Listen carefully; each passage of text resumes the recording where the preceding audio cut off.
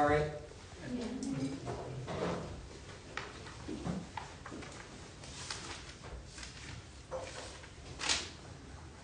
First off, Bismillah ar-Rahman ar-Rahim, in the name of God, the most gracious, the most merciful.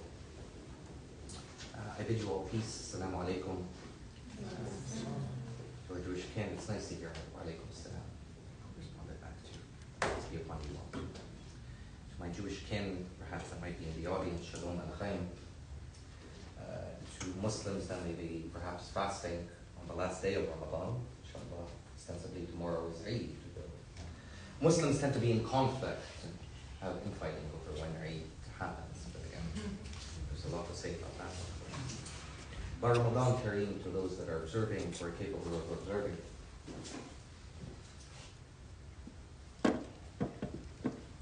I'd like to start off by thanking Medicine for Nightmares. This is the first time I'm actually in this space. So I'm up here. Thank you very much. It's a beautiful space. It's a gift. But I also want to thank my sister Kiki, because she actually was the one that initiated the idea that I come and speak to you all here today. And my brother Hosea, and of course the organizers from the community of this space.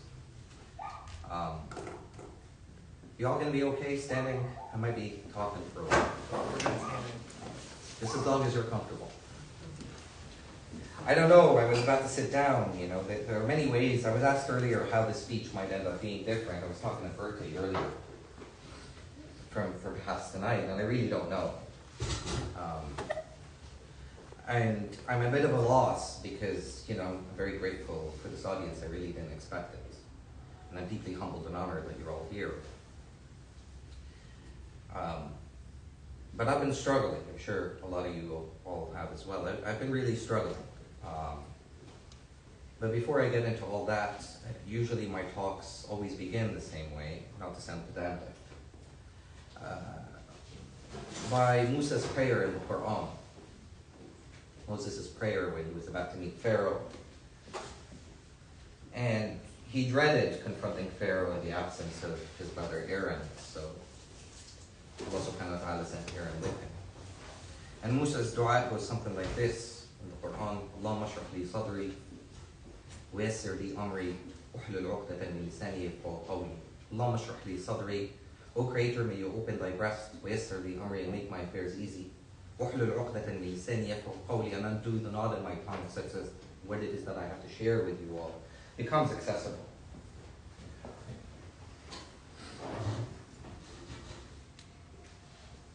It's also hard to be here because I've been given a lot more talks than I've been accustomed to recently.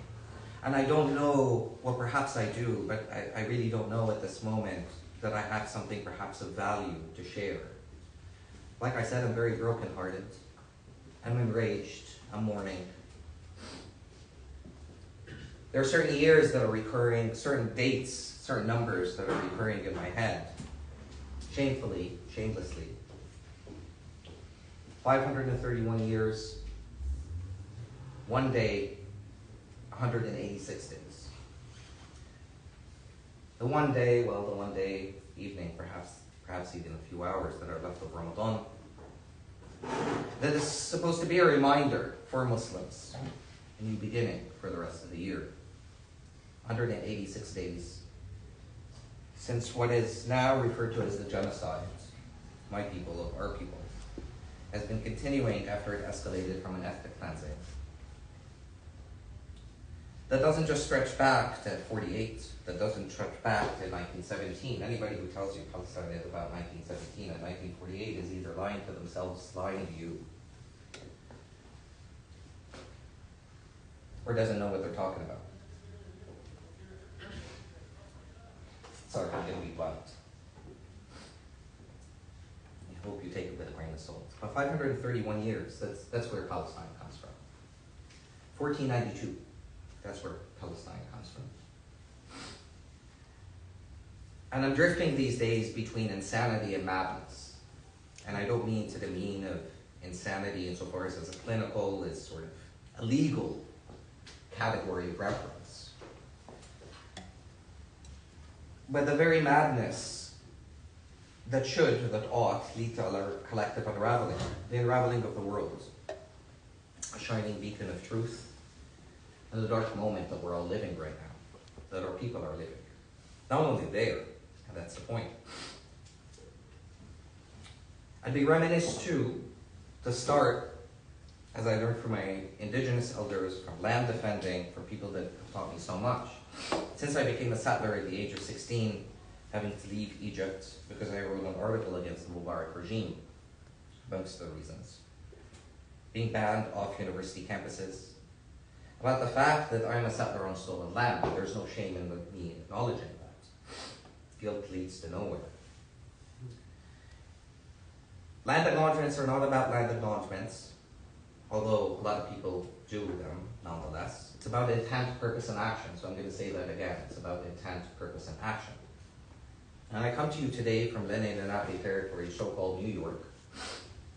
And now I'm here with you on the ancestral homelands of the Ramaytush Ohlam people. And it means something. It means something to traverse space, time, to get on a 7-hour flight, to be outside, to touch a tree. I was just talking to Kiki, appreciating the green that I get to see here. And I don't get to see unless one is in Central Park. And I just arrived in New York, or at least New York City in January, to study at so-called Columbia University. Land acknowledgements are about understanding treaties, communities. And it's about not dismissing 1619, but understanding the fact that indigenous people aren't some add-on unit of analysis to engage in some intersectional whitewashing that we pass off on our bios on social media, but rather to situate ourselves geopolitically in the geographies and all the lands upon which we stand. 458 times the word al-ard is mentioned in the Quran, 450 times. There are many chapters in the Quran that are named after Nazim al-Layth. A lot of people might not know that. Surah al-Ra, Surah al-Shams, Surah al-Nahl, Surah al-Naml, the chapter of the bees, the chapter of the sun, the chapter of the moon, the chapter of the elephant, and I could go on and on and on. Yet Muslims don't reflect upon our relationships to that. And we live in a day and age, and this is the effect of white liberalism, of white supremacy, that informs liberal politics that I find to be much more scary, much more insidious, much more dangerous than Trump or KKK kind of politics. They avert racism. I'd rather be told the sand N-word to my face than deal with liberal BS that way. But we live in a time and in a place and in a geography, empire, the heart of the serpent, that loves euphemisms. We're very much living in Orwellian times, 1984.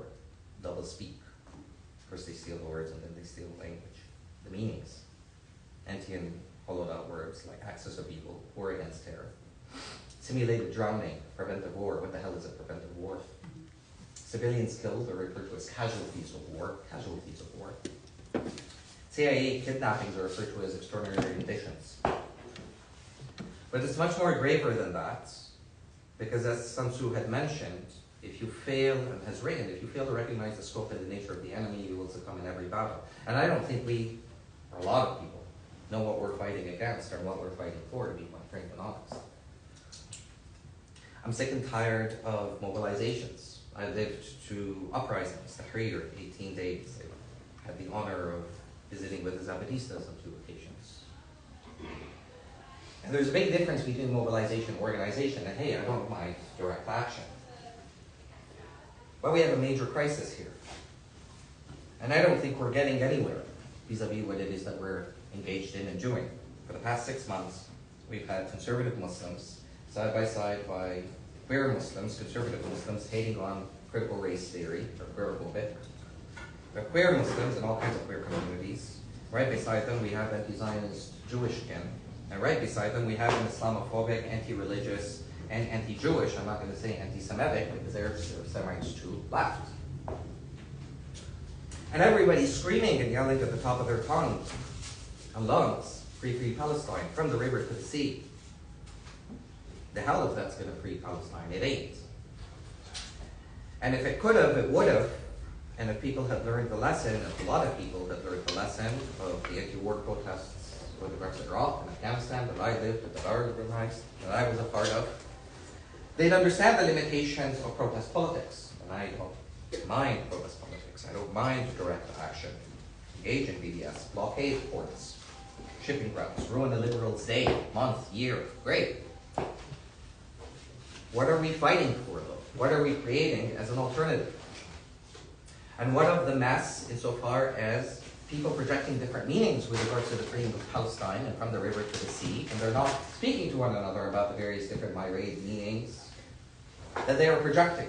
Sort of like red freedom of social justice. You ask two people in Tahrir Square, well, what do you mean by that? And even if they're from the same so-called ideological background, revolutionary socialists or feminists or liberals or anarchists or whatever the hell they may be, they will give you different responses. We don't know what we're fighting for, and we don't know what we're fighting against. Sorry to be the bearer of bad news. I am hopeful, though, as I'll get to it. And so we live in the heart of the serpent's coil, as Brother Douglas had referred to it. This America, the so-called America that is false to the present and false to the future. We live in an ongoing genocidal past, present, future, a homicidal present, and a suicidal future. And let me go ahead and stay straight up, because this is what most people, including Palestinians and Arabs, and a lot of people don't want to acknowledge, and this is part of the crisis, that we don't know how to talk about Hamas, we don't know how to talk about Hezbollah, we don't know how to talk about Ansarullah, Iran, and so on and so forth, that this is a racial religious war. Islam in 1492 were two elephants in the room that nobody wants to touch. There are three things, though, that distinguish this moment of history, this epoch that we're living, that are unprecedented in our species. Parasitic species. My God, what we think of ourselves. Number one, our Mother Earth, land, who is a spiritual subject. She is not an object. She is not an instrument of utility. She is not an anthropomorphic piece of property that we are supposed to be engaged in conquest with, or in relation with that way. And she has her own timetable and schedule, and she will do what you will with her earthquakes and tsunamis. And there was one that was recently in New York on Fridays. And that doesn't make her any less rational or reasonable. We just fail in our petty comprehension to assign human reason to how she operates. And she does not distinguish between an indigenous land defender, a freedom fighter, and a white supremacist. Again, she doesn't operate that way. Number two, we are scrolling through genocide live on phones made from another genocide, copper and cobalt mined from the Congo, and assembled vis-a-vis semiconductors by an ethnic cleansing insofar as the Uyghur in China. We're trying to use capitalism to defeat capitalism. Number three, we have developed weapons and tools of mass destruction that we are capable of creating Hiroshimas and Nagasaki's in an instant and moment of time. Wiping entire peoples. The destitute, the poor, more often than not. And so America is leading this war, and Israel is but a mere instrument. And I'm tired of us talking about resistance. I'm tired of talking about survival, particularly for us people of color. I'm sick of it, actually. Why are we not talking about thriving? Why are we not talking about liberation? Why are we caught in this reactionary impulse of short-term management crisis? As we are. From the Arab Spring to North Dakota. Do we all not remember a few years ago, the Black Spring, the pandemic that is very much ongoing? We shall not go back to normal. Are we done with the Trayvon Martins, the Michael Browns, the Sandra Blands, the Breonna Taylors? Right. Got it. So, and what does that mean in the context of Africa? Africa that is the size of Canada, the US, East and West Europe, Japan, China. That's how big Africa is. I think we're lying to ourselves. We need to understand what settler colonialism is, and if we throw that word around without understanding what it is or applying it insofar as intent, purpose, and action, then we are part of the hypocrisy of what it is that's ongoing. And I, again, fault us, and forgive me for faulting us.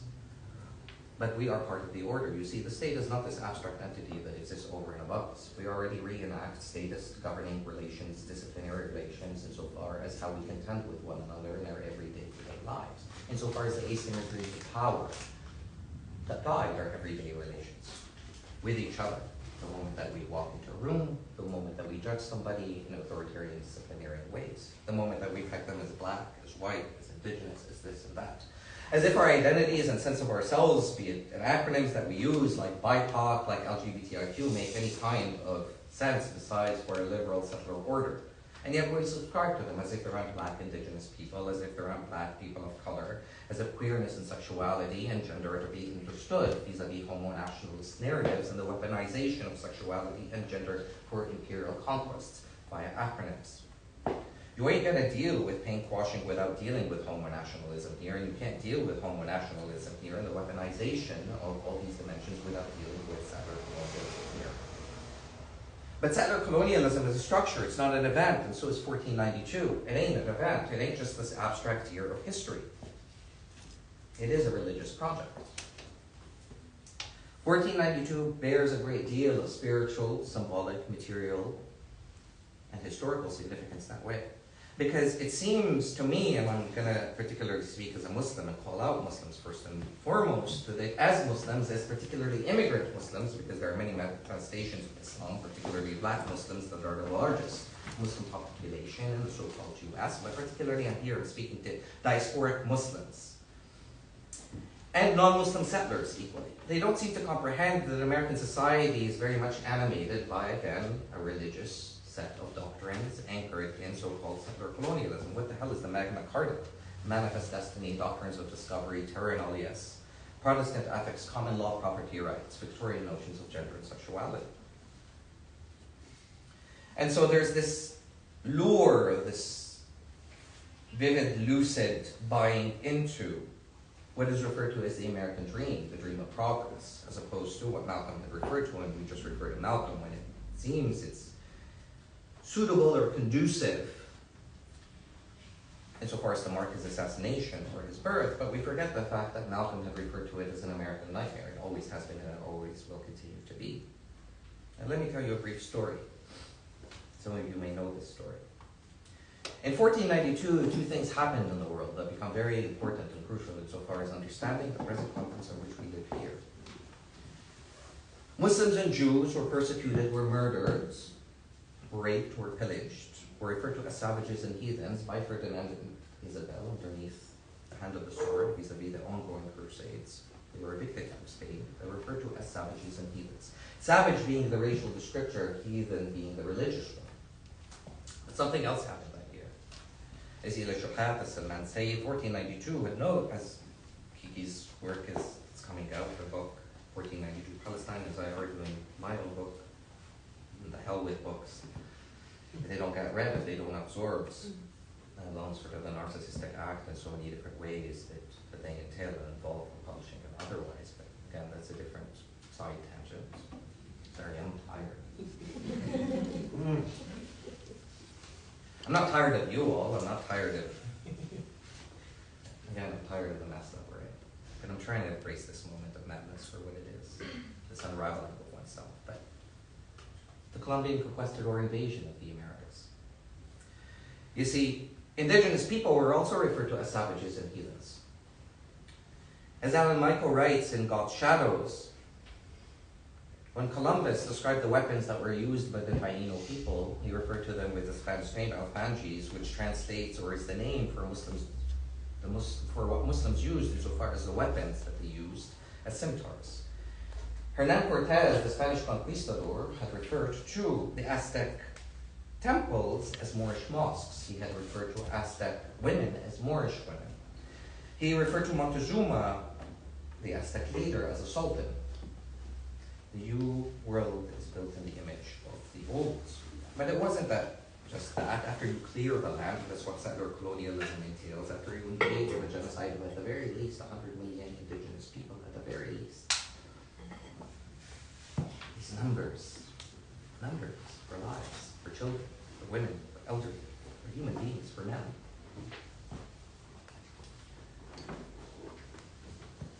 After you engage in that genocide, you engage in the transatlantic Middle Passage, in which you enslave African people whose history is marked with attacks, a third to a fifth who are Muslims from the Iberian Peninsula and the west coast of Africa. These are the two pillars of settler colonialism, anti-indigenous and anti-black. And this is not to take away from 1619, this is to situate everything in its proper order. Settler colonialism is so insidious, and whiteness is so insidious, and white cultures are even more insidious because BIPOC people have internalized cultures of whiteness too. There are black, brown, and red-skinned people with white masks. Let's not fool around here. I'm not out to fetishize a particular skin color. That means absolutely nothing to me. Somebody identifying or being identified as black, as indigenous, as queer, as Muslim, as Jew, that tells me nothing about the ethical, political, spiritual commitments that should inform your set of identities that you subscribe to. So it means Jack. You could be Muslim and Zionist. You could be all kinds of things. Misogynist, patriarchal, and so on and so forth. So what are the ethical, political, spiritual commitments that inform whatever sense of identity?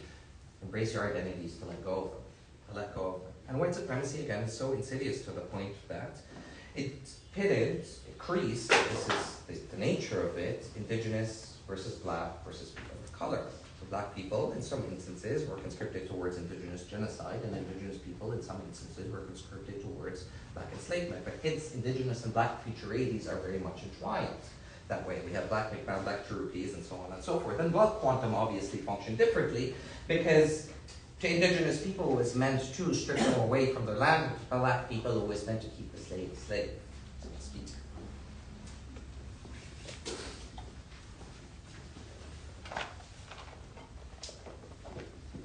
We're talking about here forced locations, we're talking about residential schools, we're talking about mass starvation, we're talking about contaminated smallpox blankets, bounties on scalps, in a society in which cavalry troops have been replaced by slave catchers, incarceration, desecration of reserve lands, foster care, lack of infrastructure and services, poverty as a tool of ethnic cleansing.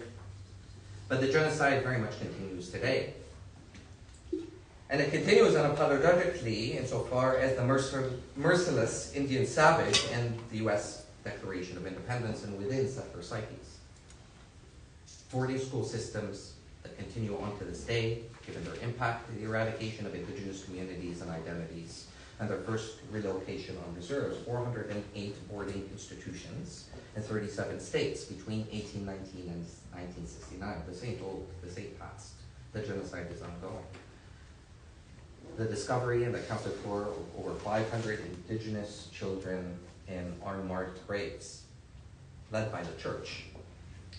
Emotional, physical, and sexual abuse that remains rampant, malnutrition, overcrowding, and a lack of health care. Indigenous children were given English names. They were forbidden from speaking their own language. Their hair was cut.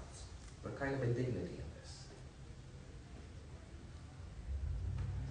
Indigenous people seem only to matter when football teams are named after them, like the Washington Redskins or the Chiefs, or their names are placed on weapons of mass destruction like Tomahawk missiles and Apache helicopters.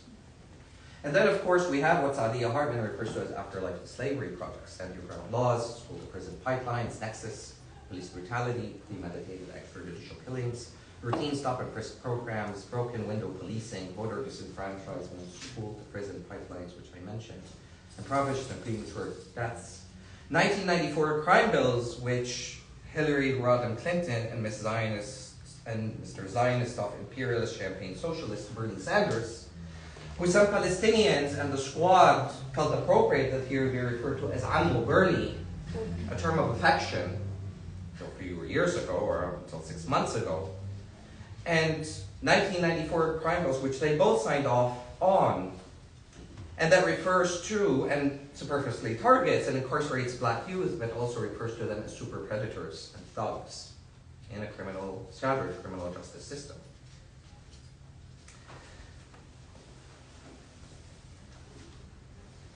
Verily, God commands justice, excellent conduct, and caring for one's relatives, and they forbid all forms of immorality, evil, and transgression. They admonish you so that you may take heed. The Quran, chapter 16, verse 90.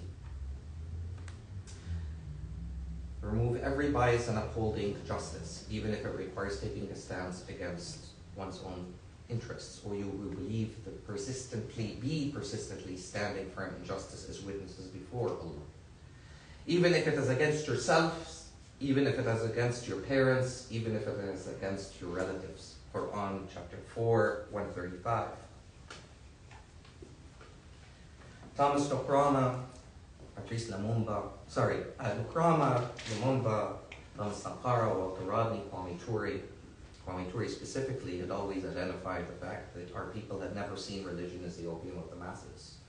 That, of course, comes directly out of European culture. For Africans, for people of color, religion and revolution go hand in hand. If one is truly religious, one must be revolutionary. The inanity is so astounding, especially on the left, given that we have figures as Nat Turner, as Malcolm, as Martin, as Tolstoy, as Ali Shariati, as Dorothy Day, as Jackie Lul, as Abu Dhar al-Jafari, to name a few. But yeah, let's re-entrench this religion as the opiate of the masses. Despite the fact that we have Islamic, Jewish, Christian, Buddhist, socialisms, anarchisms, Marxisms, and so on and so forth. What are we to do then in this mess? In this nation, that when it comes to treating indigenous people, she placed them on reserves. When it came to Japanese people, she placed them on in internment camps. When it came to black people, as Jeremiah had noted, she placed them on auction blocks. She put them in chains, in slave quarters, in cotton fields, in substandard housing, exposed them to the lowest paying jobs, put them outside the equal protection of the law. She relegated them outside and unworthy of affirmative action, and the bastions of higher education. America locked black people, indigenous people, people of color into positions of hopelessness and helplessness. Bigger prisons, 3-strike laws, and she wants us to sing God Bless America for killing us. Solidarity is a verb, and of course there's a solidarity of the world of the above, as you probably heard from Kiki's talk yesterday, and a solidarity of the below. But where is the solidarity of the below, and what does that mean in terms of organizing as opposed to mobilizing? Land back in Palestine means land back here, or is it halal that we come and claim free Palestine but not free Turtle Island? It will never happen. You cannot sit down and argue in Palestine, and people identified as such are identified as traitors. When you come and refer to yourself as a Palestinian Israeli, then why are people identified as Muslim American, as African American, as Asian American, as queer American, as Native American, as I don't know what American? Everybody seems to want to hyphenate their names to assimilate into upward mobility and notions of progress, but the only person that doesn't get to hyphenate their name is the white American, because they are assumed to be the native of the land. Yeah. So behind this facade of secularism is a Christian ethos, is racialized district mapping, is voter disenfranchisement and suppression, gerrymandering, dark money ads, electoral college systems, 2010 Citizen United verdicts, 501(4)(c) bills insofar as unlimited spending with regards to interest groups, and so on and so forth. 38 million refugees and displaced people since the so-called War on Terror. 5 million dead. Numbers, names, lives, children, people, humans. We're not individuals, we're networks of relations of power, and I could give a damn of the fact that we would have 100,000, let alone 1 million people on the streets. That means absolutely nothing to me. The Panthers work large in numbers, the Zapatistas aren't large in numbers. You don't need a collective mass in order to institute change. وَكَمْ مِنْ فِئَةٍ قَلِيلَةٍ غَلَبَتْ فِئَةً كَبِيرًا. How much of a small group defeated the larger enemy of our onwards. وَعِدُّوا لَهُمْ مَا اسْتَطَعْتُم مِّن قُوَّةٍ, and prepare for them what is necessary in strength. The left likes to talk a lot, too much perhaps. Yet we lack in terms of organizing. And we're shopping around for solidarities to the next great cause. 69 cop cities being built, the equivalent of 2 atomic bombs being dropped on Gaza. 247 mosques, 3 churches, and 199 heritage sites. Schools, hospitals, universities. Solidarity ain't easy. But we need to then question and situate this amorphous thing called Islam. Especially when no Dakota land defenders, when water protectors are referred to as jihadi terrorists by paramilitary corporations as Tiger Swan, as an extension of the military-industrial complex. And so in what fantasy or Black Lives Matter being referred to as black extremist groups. So in what fantasy do we think that, and I hate this bloody word, because again, it indicates the fact that a lot of people don't think about the words that we use, dismantle the state. Really? That suggests an investment in the state that you're out to dismantle, as opposed to the fact of divesting and building with indigenous and black people on the land. Tell me, if we are building with indigenous and black people and growing our own food, do we need to shop at Wegmans or Whole Foods or Trader Joe's? No, we've divested from the system. Who owns the land in the so-called country? Along the I-4 Rust Belt corridor, it's a white farmer who is armed with stamp decrees, ready to go U-Haul on the urbanized metropolis, the majority of which people of color live in. We don't know how to grow our own food to feed ourselves and alone our families. And yet we're talking about the end of capitalism. Who are we fooling? My choices will not be as a Muslim, let alone as an anarchist, and there's much to say about that, because I believe that Islam is inherently anarchistic. I believe that BIPOC traditions are inherently anarchistic in the sense of anti-authoritarian. And this is not to glamorize or romanticize 1,444 years of Muslim history. Muslims have lost their way shortly after the Prophet, peace be upon him, died, because they've abdicated particular responsibilities that exist in the Quran, and I'll get to in a bit. Taken a lot longer than I intended, so forgive me.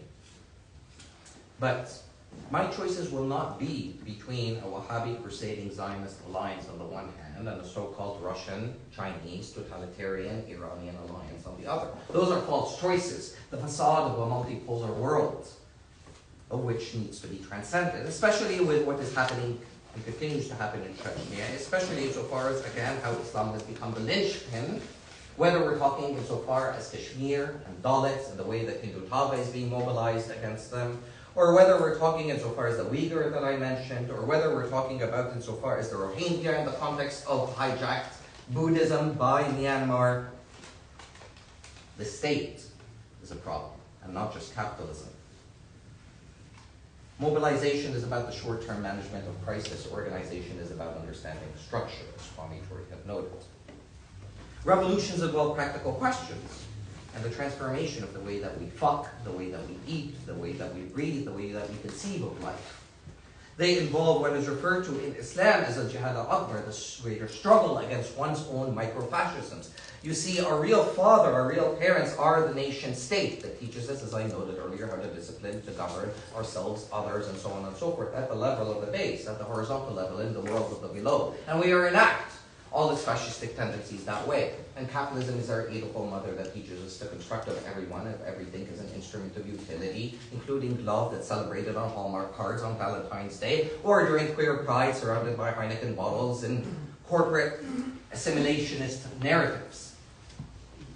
Let alone the earth, our mother. They involve practical questions, revolutions. What are you going to do with a nuclear power plant? What are you going to do with the police? What are you going to do when somebody gets sick, when somebody gets hungry? We're far away from the Panthers and where we need to be. And this is not to abdicate or exonerate certain lessons that we should have learned from our elders that way, in terms of authoritarianism, vanguardism, patriarchy, and so on and so forth. Absolutely, we need to learn those lessons, and we still have elders who are part of the Panthers that are speaking out. Lorenzo Van we have Shanti Alston, an elder of mine, and so on and so forth. And this becomes the issue that we are not learning from the past. So we need to divest. We need to learn our lessons. We need to organize. And we need to be able to create alternatives, because as far as I'm concerned, we're far from even doing the breakfast programs or arming ourselves and protecting our neighborhoods and our people, our communities. Make no mistake about it, decolonization is an inherently violent act, as Fanon had noted. It involves the unraveling of ourselves, our sense of our way of being, of knowing, of smelling, of tasting, our sense of our own sense of identity. And in relationship to the land of which we're severed, our umbilical cord too. She is our lifeline. She teaches us. She offers us what in Islam is referred to as al-ghayb, the unknown. And so it is not this historical materialist calculus that we will be able to preemptively anticipate every single step of the way. We need to walk with her, and we need to ask her questions and be confident that she will reply back. And she will embolden us and teach us simultaneously at the same time. But revolutionary movements have to have a three-tiered recipe, without which they are not revolutionary. Number one, you need to construct alternative centers. alternative schools, alternative hospitals, as the pieces have clearly shown. They didn't just appear on the scene in 1994. They have been organizing for 10 years in stealth, in quiet. Just as much as 1,000-something fighters all of a sudden appeared on October 7th, and I got critiques of Hamas, and I got critiques of Hezbollah, but that's besides the point. They were organizing. We're not doing that, not even remotely close. So we need to build those alternatives. Number two, we need to engage in alternative forms of propaganda. Make no mistake about it, this is a war of propaganda. Be it in the form of documentaries, in the form of articles, be it in the form of books that I just dissed, including mine, be it in the form of artistic creations. We need to really learn how to dream dangerously again, and if people of color are constrict of anything, it is our ability to dream dangerously because we've accepted the scraps, the piecemeal leftovers that the white man has left to us, and that we squabble against one another. And relationship two. Number three, we need to prepare for the right to self-defense as a tactic, not as a strategy. As a tactic, I repeat again, not as a strategy. Since the inherent condition is violence, violence that we do to one another. Tell me, is the violence that we reenact insofar as sexism, the racism, the patriarchy, the misogyny, the queerophobia every single day amongst one another, is that not violence?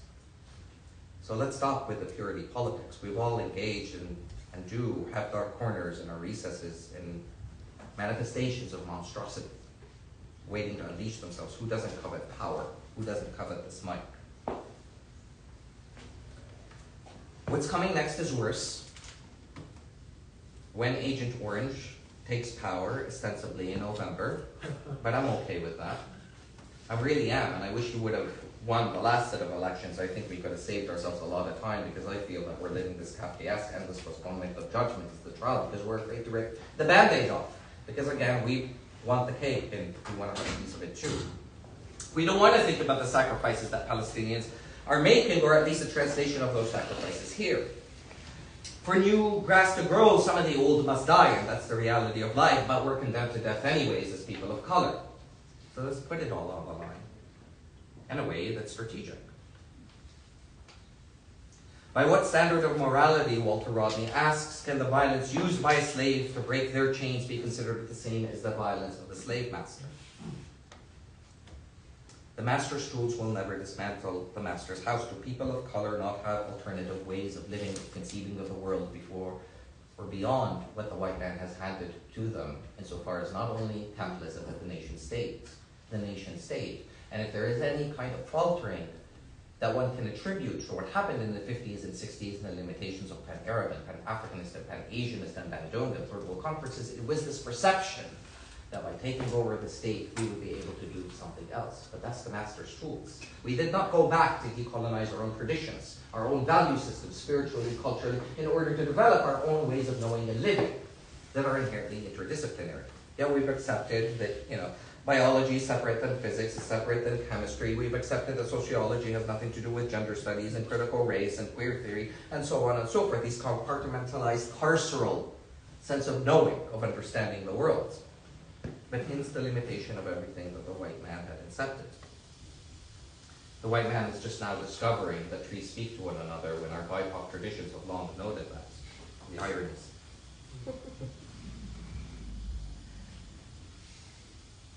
The chickens are coming home to roost. They already have. Wadi al-Fayoum, a Palestinian, six-year-old, was stabbed 26 times on a Saturday by his family's landlords in Plainfield Township, Illinois. This happened in November.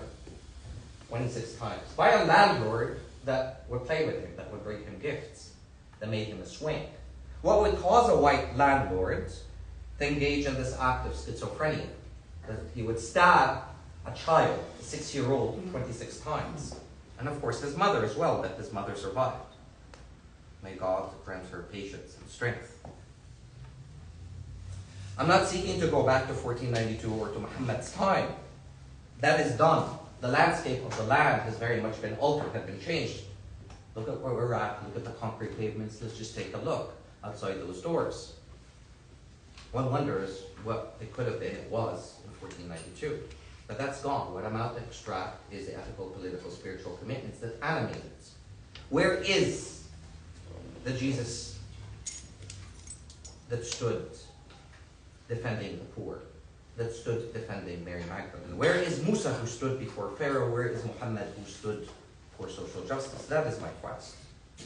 There is no undoing with spirituality, and there is not a force on the face of the planet can rival it. And here I distinguish between spirituality, the concept of ruhaniya in Islam, that is distinct and intertwined with the concept of faith, of iman in Islam, a different concept, that intersects but is also different from the concept of deen, the closest approximation of which is the concept of religion. These are three interrelated but distinct concepts. But Muslims don't sit down and think, because we neither understand the past nor the future, the tools that the white man had handed over. Solidarity involves living with one another, getting to know one another, overcoming, again, the microfascisms that we've internalized and the stereotypes that we've internalized of one another. It involves developing an ethics of disagreement, what in Islam is referred to as usul al-ikhtilaf. We don't have a set of conflict resolutions. We just tear each other apart as the left, the anarchist versus the Marxist versus the religious anarchist versus the feminist versus everybody's vying for this kind of purity politics. An oppression Olympics, a competition between struggles. Look, I'm more oppressed than you. I know the way, the path to liberation. But we also need, and that means an ethics of hospitality that we offer with one another. We need to be able to break bread. We need to get to know one another once again, across the schisms of what we may presume to know of one another.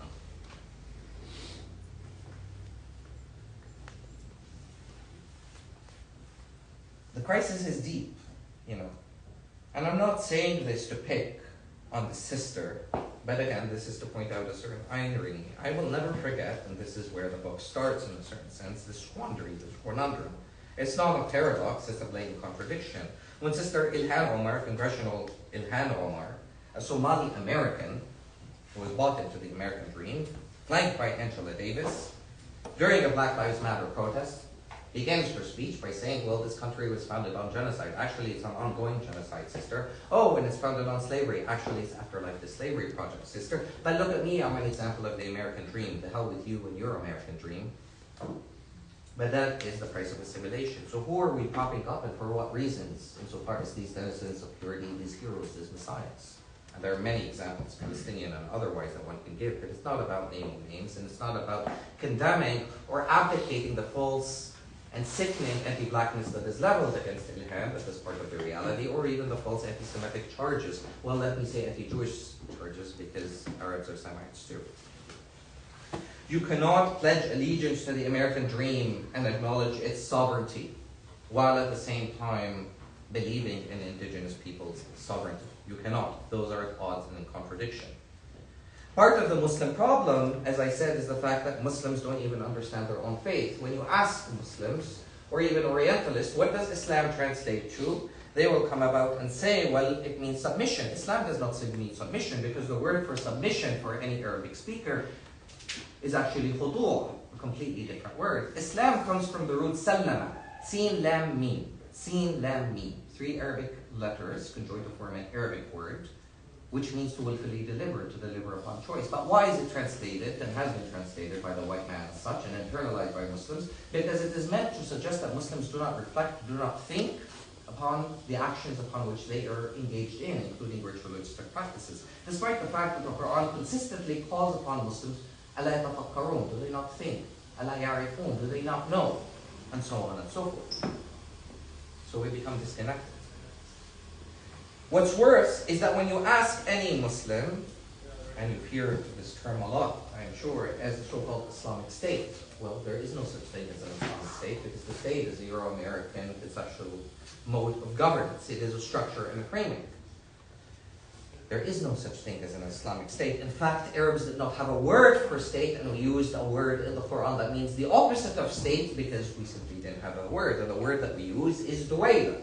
Duwayla actually stems from the verb dal, which morphically as well as semantically falls between the word or the verb dar, to rotate, and the verb zal, to go away. So much for knowing our own traditions, let alone the Quran. So duwayla actually revolves around the notions of temporality as opposed to fixation. The state has its fixed territory of governance. It lies And Duwayla lies insofar as change and rotation as opposed to fixed order in which a nation aspires to organize itself. And it could refer to, as it is referred to in the Quran, in chapter 59, Surah Al-Hashr, verse 7, for example, when the Prophet speaks of the distribution of the spoils of war to those in need, so that they may make a circulation amongst you. That's a concept in which it occurs. Another context in which it appears is Surah Al-Imran, chapter 3, verse 140, that discusses the cyclical nature of human vicissitudes, that one day you have your health and then the next day you don't. One way you're alive and then the next day you don't. But we did have a word for state, and then we racialized that concept to refer to an Arabic Duwayla, Arabic states. But sovereignty, as a matter of fact, and Muslims would know this, lies in a different concept, the Ummah.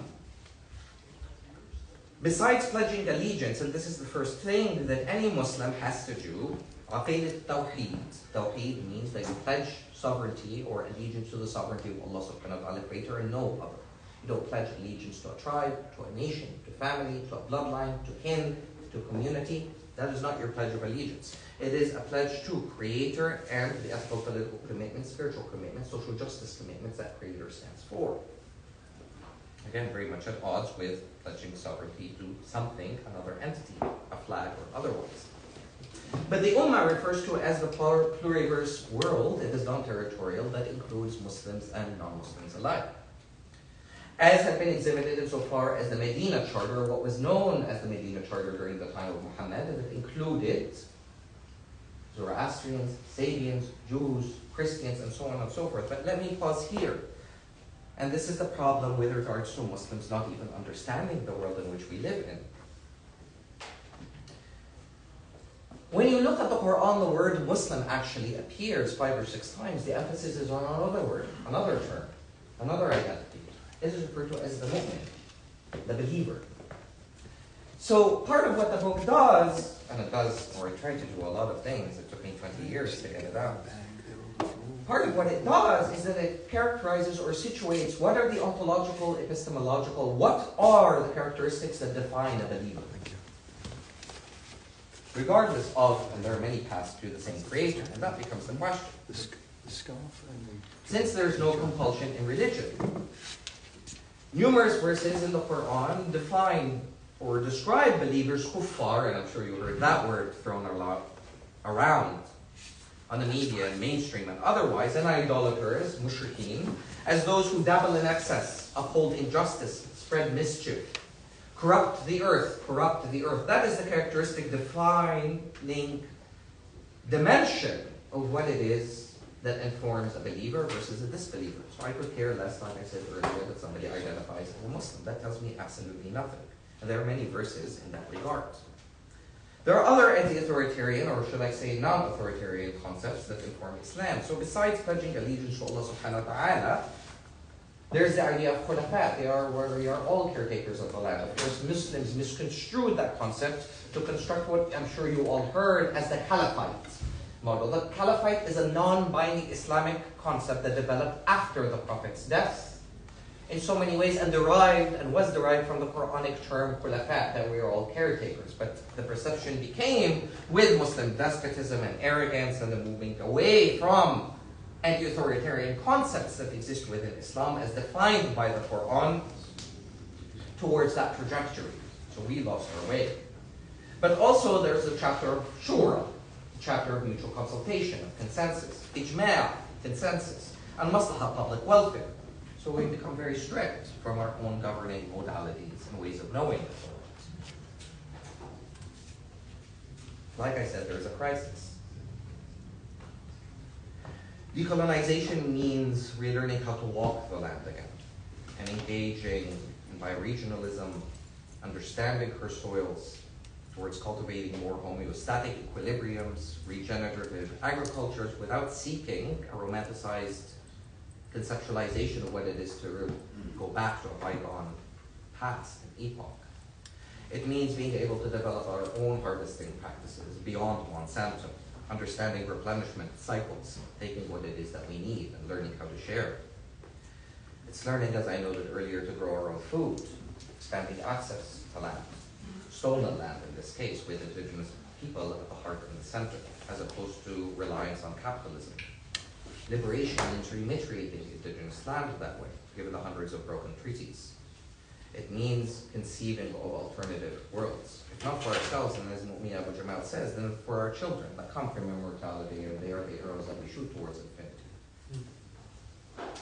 Hope requires action. Let's stop with the talk. Let's get to know one another, and that includes our own traditions and cultures and spiritualities and so on and so forth. A sensitive young man who is a member of the US Air Force, it seems, can no longer morally bear his government's complicity, and therefore his complicity, for the genocide ongoing in Gaza, and so he emulated himself in front of the Israeli embassy in Washington, hoping by his act that he would shock his fellow compatriots into some kind of consciousness, away from the cognitive dissonance. What kind of a moral order do we live in which and where this act is simply dismissed by government officials, by mainstream media, as an act of merely a mentally disturbed person, or even a leftist extremist? I guess the answer is a world in which the state says that you're absolutely forbidden from killing yourself. But when your state conscripts you as a tool and as a weapon of war, in which you are assimilated to go and conscript black and brown people elsewhere, and gives you the right to order to kill others, that's when that death becomes acceptable.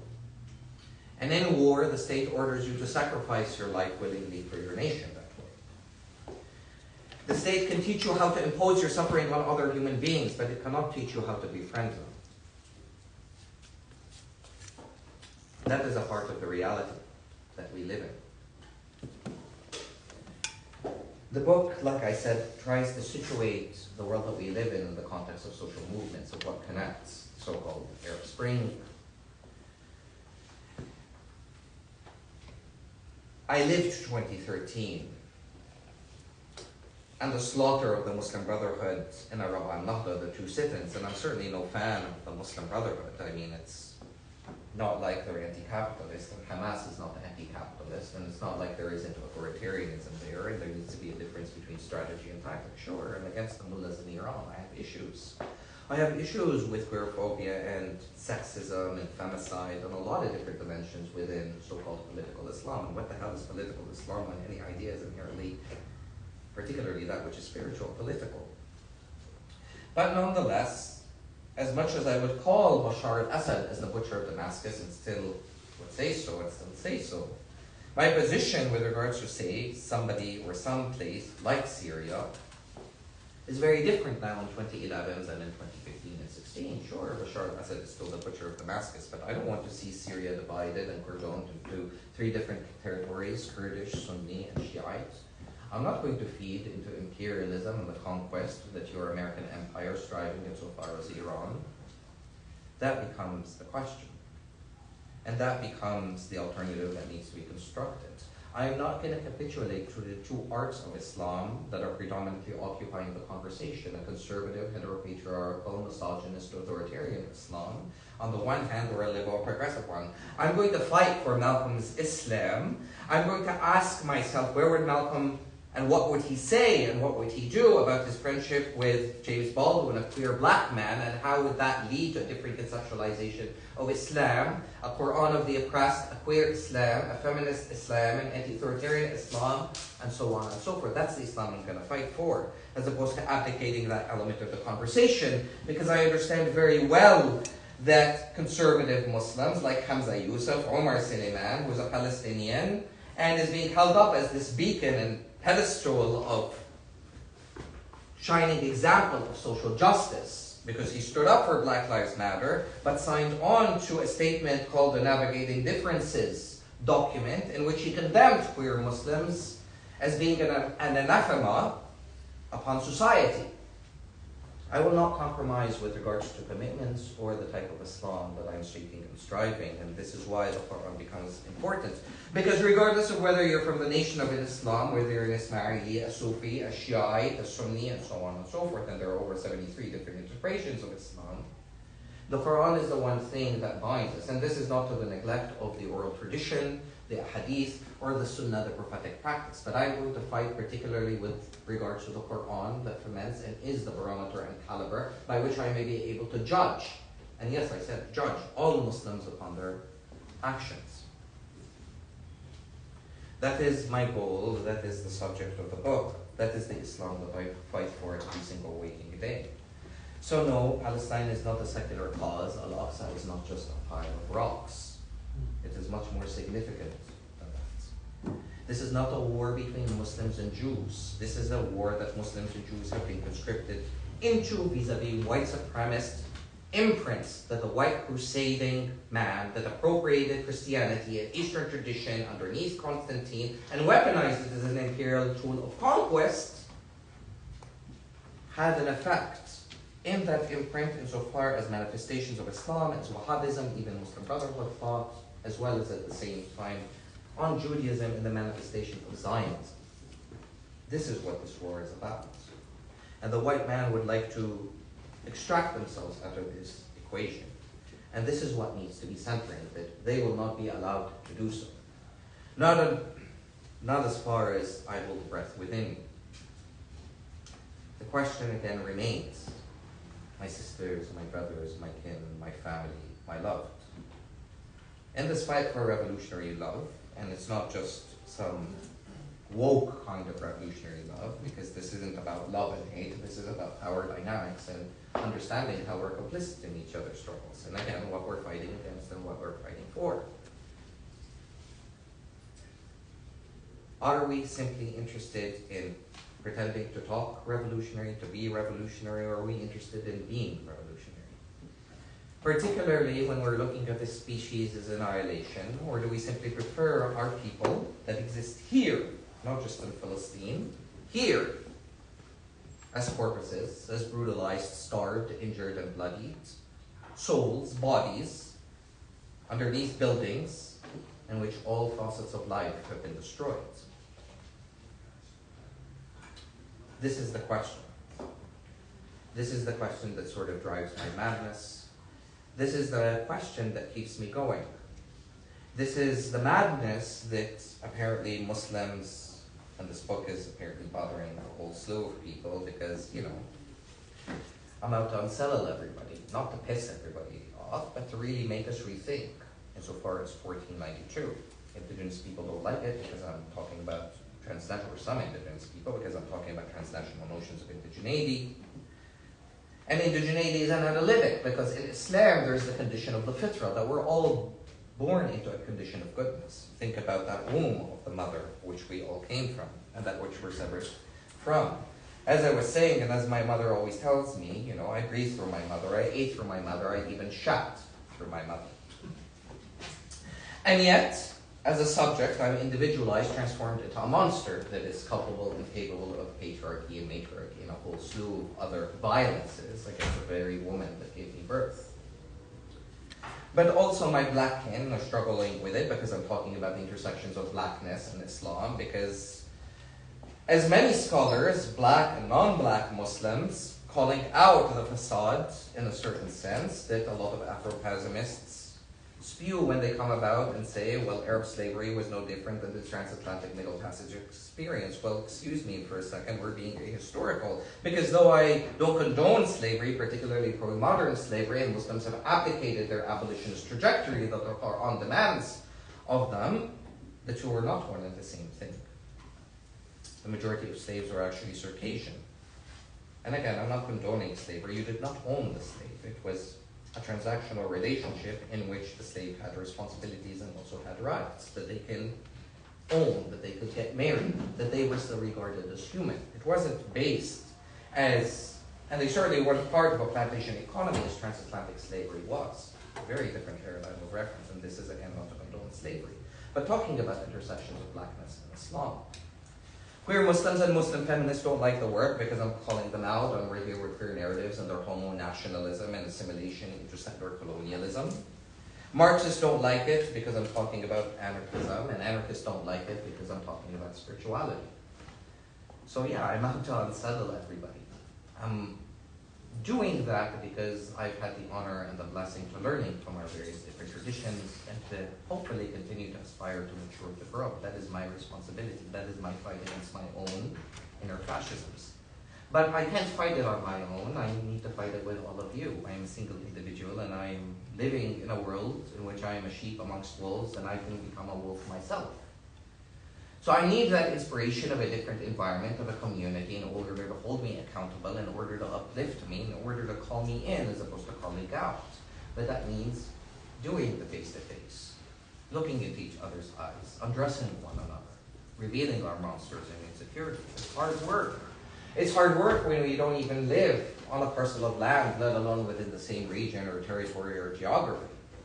But we're all striving for it. We all want it. That's how the state manifests or takes over conceptualizations of the nation. And not all forms of nationhood are inherently statist.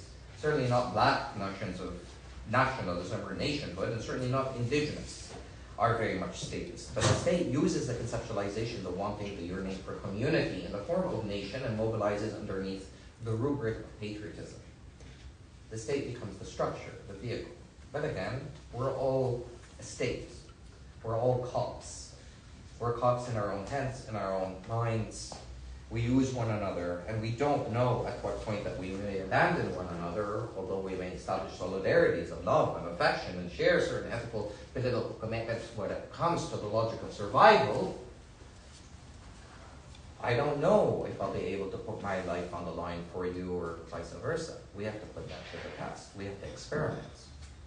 But we've gone through enough experiments in history that I know that much. We need to build a world of many worlds. And it ain't easy. And it's scary. And it's okay for it to be scary. Because what we have is one another, so long as we're willing to take that first step towards one another. And we need to allow the land, our mother, creator, the ancestors, the spirit world, to fill in the gaps, to answer our questions that we have to ask. The Zapatistas have a beautiful saying. We add a revolution again can't be planned, but in this particular instant, then we hold each other's hands. We ask one another what each of us knows, and this is how we discover this revolutionary horizon without preempting it in advance. You see, truth is like the sun. And I usually tell this to my students. If I ask all of us right now, let's go to our separate corners and describe the sun. Draw, write an adjective. We'll all come up with similar and distinct perceptions, if you will, of it. But ultimately, in gathering our truths together, that we will have a greater idea of the truth of the sun, but we will never manage to grasp it in its totality. And that's the beauty of life. This is what al-ghayb, the unknown, has to teach us. In the Quran, a lot of verses are referred to as the verses of al-ghayb. Chapter 2, the chapter of the cow. Verse 1, Alif Lam Mim, 3 Arabic letters conjoined to form an Arabic word that no Muslim, no one knows the meaning of. That is part of the parable of wisdom. To Muslims, to Arabs in the peninsula which Islam was revealed, and it was meant to humble Arabs insofar as their own language, what if people, but subject as any people to arrogance. It is not a matter of chosenness. Muslims do not believe, or should not believe at least, in the element of chosenness. And again, I will not condemn somebody who's white simply for the absence of melatonin or the color of their skin. That's not the issue. That's not the issue at all, because like I said, we've internalized cultures of whiteness. If I may conclude, and I wasn't planning on reading this, but I'll try. Maybe some good will come out of it. Just find it for a second.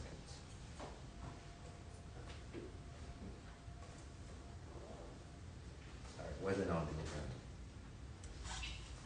the language of violence, Malcolm, February 14th, 1965. And this speech was at Ford Auditorium in Detroit, and I changed a few things in it, but I'll conclude on this note. I'll spare you all my rant, my rambling.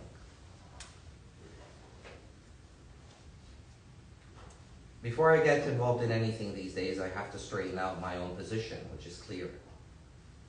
The yardstick that is used by Muslims to measure another is not the color of their skin, but the person's deeds, the person's conscious behavior, the person's intentions. As Islam teaches, all actions are about my intentions, and nobody knows your intentions up until, well, with time. I could pick up a piece of litter on the street, as far as I'm concerned.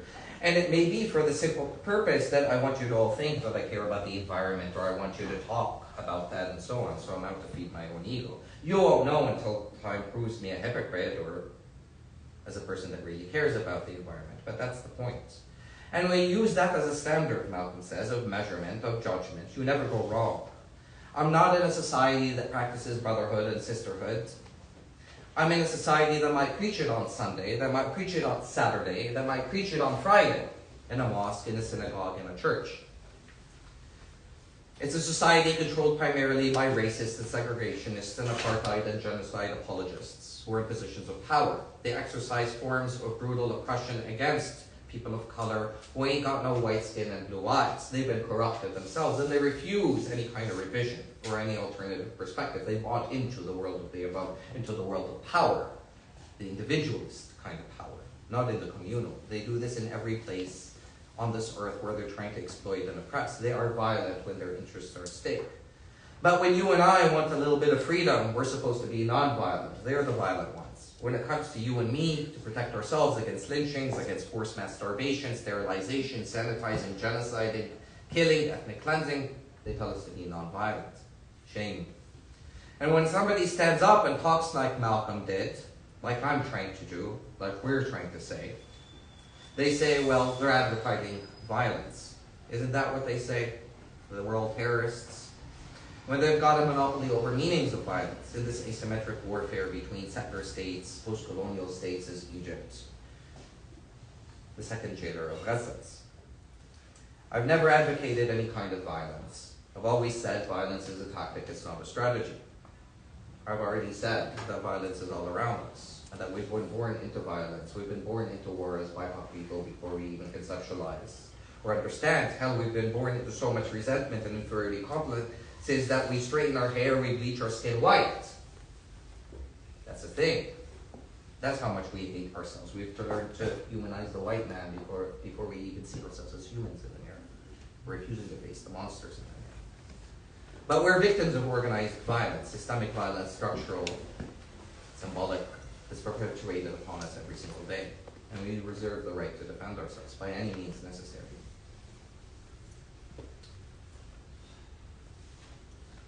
And we need to do that no matter the consequences. For our land, for our children, for our families, for our loved.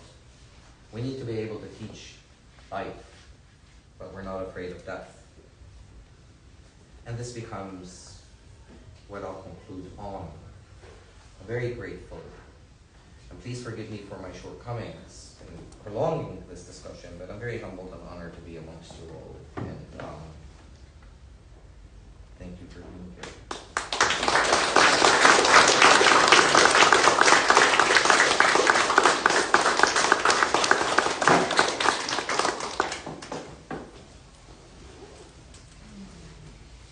Let's have a conversation, you and I.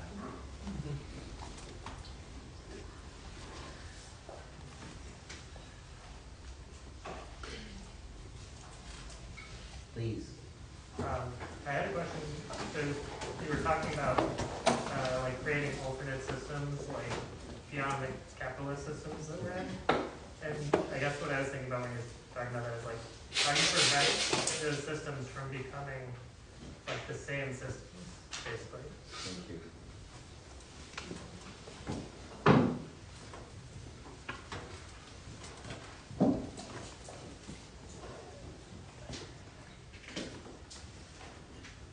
I thank you so much for your question, my brother.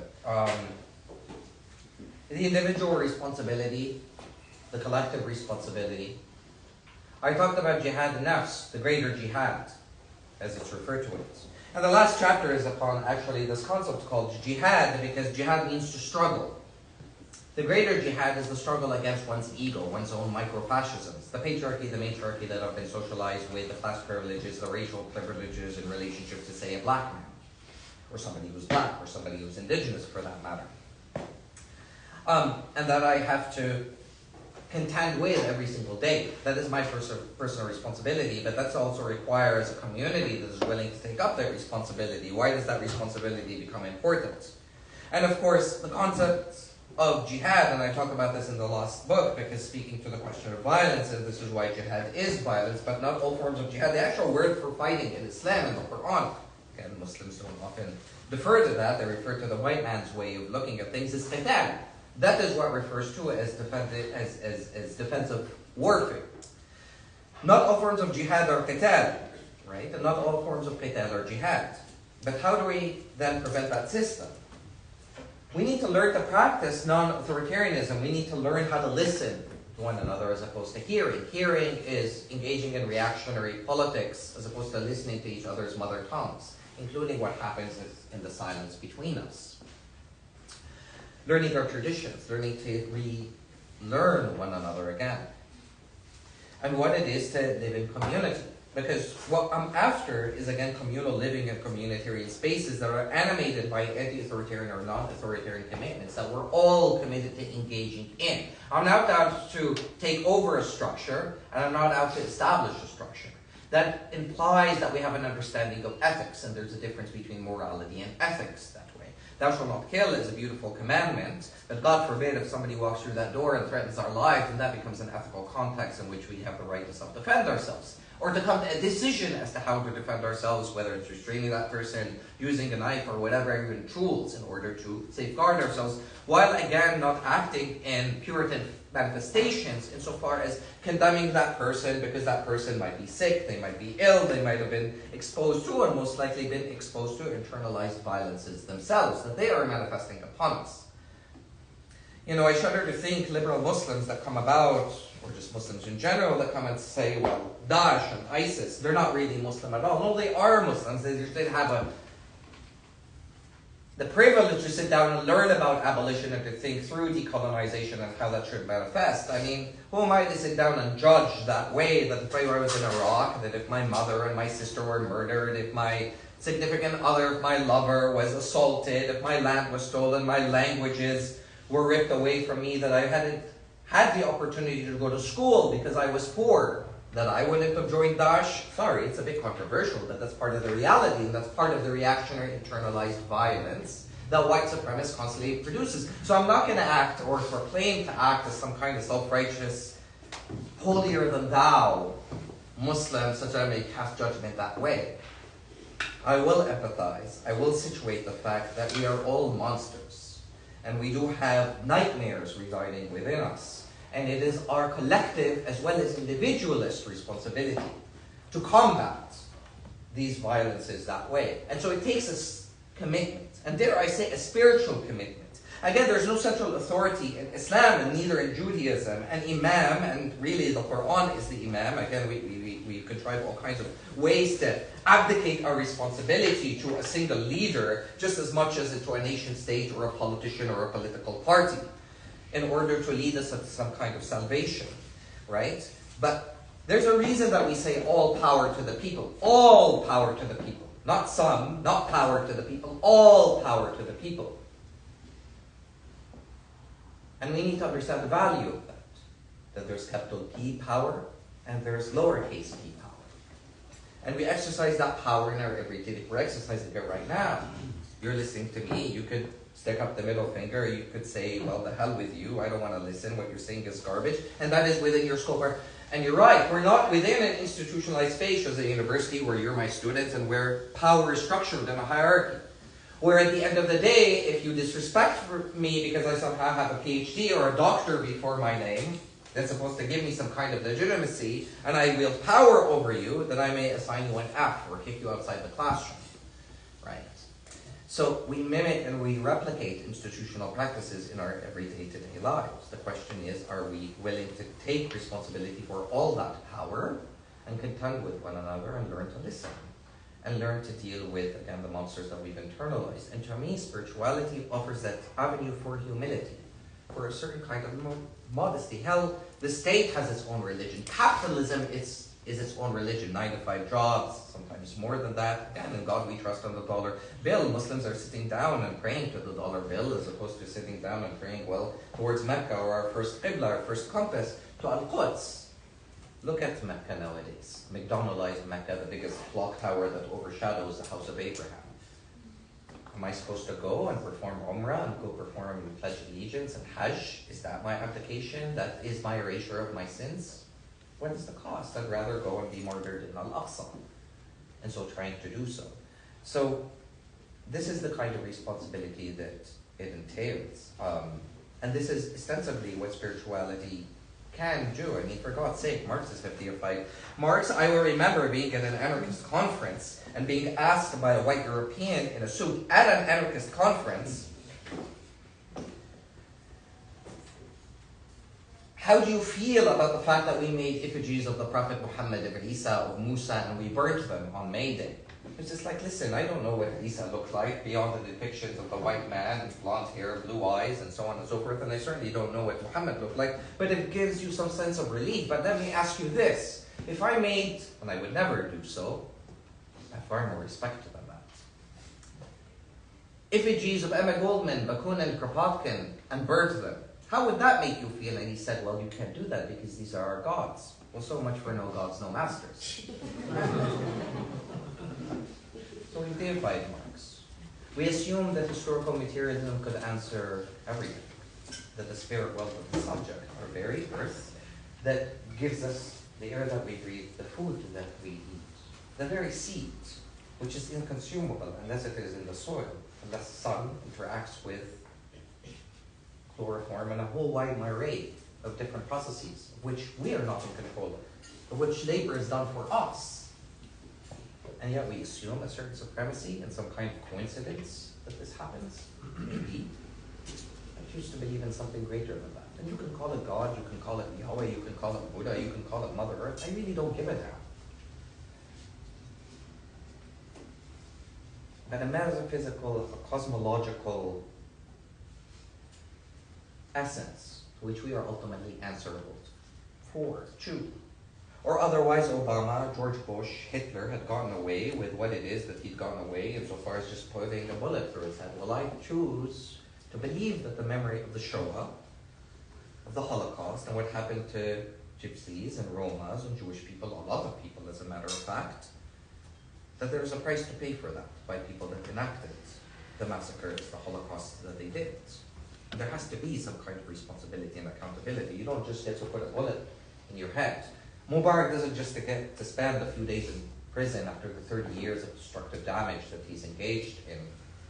And again, the genocide of the Muslim Brotherhood happened with Sisi, 60,000 political prisoners, and so on and so forth.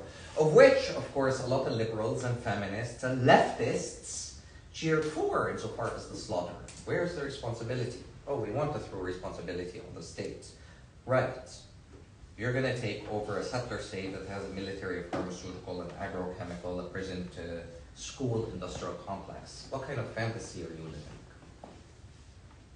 It involves us taking responsibility, what in Islam is referred to as siyasat, al-mas'uliyat, the politics of responsibility, not the politics of rights. You don't have no fucking rights until you know your responsibility to the people, again, as far as I'm concerned, whose lands I am engaged in colonizing right here, right now, and them at the center, and that is not to take away from black struggles too. There's a reason that it was 30 acres and a mule, and the 30 acres were rescinded. To continue the severance of black people, heaven forbid that black people have access to land to be able to grow food, establish autonomy. So we need to be able to talk about indigenous sovereignty while being able to talk about black self-determination, not just here, but elsewhere. Responsibility. Dealing with the monsters, the never-ending monsters in the mirror, and having the politics of compassion, the politics of rahmah towards one another, that we're all here to learn from one another. Sorry, it's a long-winded answer, but this is part of the dimensions of how we make sure that you don't stray from the path that way. So let's go back to our traditions and our own cultures. I don't need to ride some Euro-American, and I love anarchism, political philosophy from the late 19th, 20th century, or Marxism or whatever. Again, I appreciate Marxism and what it is that it has to teach us, but it's not an end-all, be-all. I am a set of conjunctive ants and not a set of conjunctive order. You will not make me choose the set of belongings that exist within my roots and my traditions. And there's some, again, guise of European supremacy. I mean, look at how anarchists sit down and replicate the individual liberalism, the anti-religious sentiment, and so on and so forth. As if anarchists are misogynist or incapable of queerphobia or transphobia and so on. So let's stop with the whole identity thing. Tell me what your ethical, political, spiritual commitments are. And maybe that's the ground of meeting between you and I that we should walk together. And if not, then not. And it's a difficult question because you and I may share certain commitments and we may not share others. You and I may share anti-capitalist, anti-authoritarian commitments, but say, I'll take the hit on this one, say I'm transphobic. Then we need to find some negotiating grounds, but you need to be rest assured that I'm going to invest in dealing with my transphobia, that I'm willing to learn, that I'm willing to have that discussion. Some commitments are just simply not negotiable. And I start with anti-capitalism and anti-authoritarianism simply because they are the twin pillars of the architecture that it relies on. Transphobia is sexism dressed in drag, but that's hierarchized within the phallic model that is the nation state. The towering buildings that we build in hyper-masculine manifestations as if we're out to dethrone God and crown ourselves demagogues. It exists in everywhere, in every single manifestation of how we see time, space, arranged. I'm shuddered to think when, I shudder to think when people do this thing, I never understood what it is, and I've never really done it, at least I don't think so, right?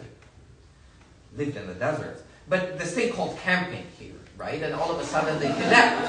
And all of a sudden they connect and they realize there's something ephemeral, something greater than themselves.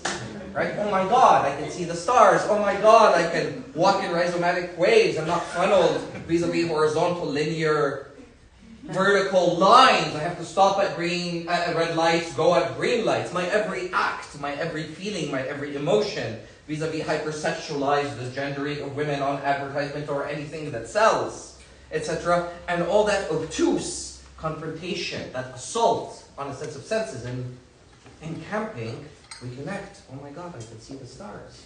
I can fuck whoever it is, or be fucked, or what is that about? In the bushes, and there's no surveillance, there's no whatever. I don't have to feel a sense of shame. My feet can touch the black, brown, and red soil of which I come from, and to which I will return. That always existed. That always existed, my love. We've just been severed. Again, it's that umbilical cord that has been severed. How do we connect with life? How do we do it urban anarchism? That's what we. How do we engage in guerrilla gardening? How do we expand those spaces? How do we build a different world for, again, our kids? That I'm teaching a real estate agency called Columbia. When I was teaching at Zionist Land Grad, no, because it is a Zionist Land Grad University, as Cornell, over 1 million acres. 1 million acres. Again, numbers I can't even wrap myself around. 250 nations, indigenous nations displaced. A land grab university. Not only that, a Zionist university that collaborates with Technion, a paramilitary industrial complex extension of Israel. What does that mean, this ivory tower? The site of resistance, at best, it's not of liberation. And again, where is the creation of alternative? It takes will. And we don't have that energy, and we don't have that much time, and we don't have resources. But like I said, it's not contingent on numbers. The few that are organized enough, that are willing, to not in a self-righteous way, be held accountable, and to do the work that they need to do amongst one another. But to have a strategy, to have a plan. Again, look what 1,300, whatever, of Hamas, whatever we think of Hamas, had done. They turned the world on its heels. The whole world. Serious. F-35s, nuclear submarines, aircraft carriers, for Gaza, for 1,000, and you still can't figure out their tunnels. You still can't figure out the mapping of their homes on their buildings or their subterranean fields. 2 million, not even 1,500. This is what they did to the world. And you will never, because you know what? They're an idea. And again, I have issues with that idea. But they're an idea, and the only way that you can defeat an idea is by providing a better idea. Whether it's Daesh, whether it's Al-Qaeda, whatever it may be, then provide that idea. That's what leads to inspiration. But this is the ijtihad, this is the critical reasoning that Islam teaches, the critical thought. But then again, what it is that's produced before you is not my own doing. I am simply a vehicle. I am nothing. And I say this not out of some self-righteous purity thing. I am, for my faults, for whatever goodness, a product of everybody that I invested in terms of learning from.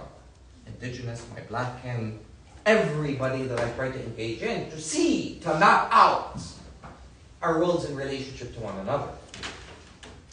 To establish that ummah. You know, and again, there will be sellouts. There are traitors within our community. Like I said, black, red, brown skins with white masks. But on the other side, there are people, perhaps some of us, perhaps all of us, inshallah, that are fighting for a different world. And so we need to be conscious about that. That's what Anarchism is. It's not about color of skin, although that allows certain privileges. Gender allows certain privileges and so on. It's something deeper than that. We need to look to ourselves. Sorry, I'll try and keep my answers briefer.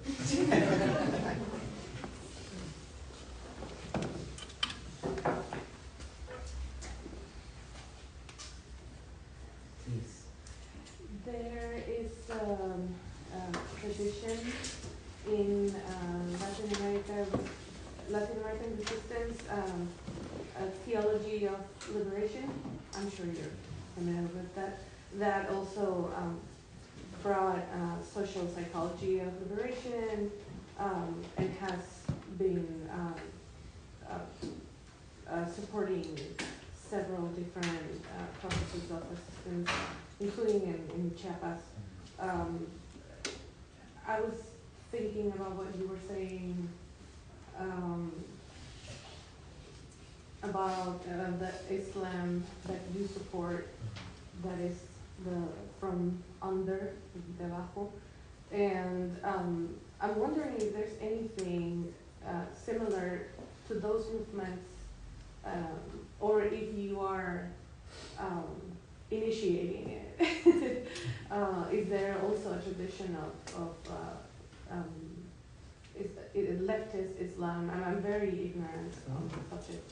No, so ignorant. So you don't need to be worried about that. There are different ways in which I can answer that question, because as I noted, Malcolm, I noted also Ali Shariati, Abdul al-Jafari, there are many examples, right? I mean, there are Muslim anarchists in the Bay Area, there are Muslim leftists that were in the uprisings in Egypt, so-called Arab Spring.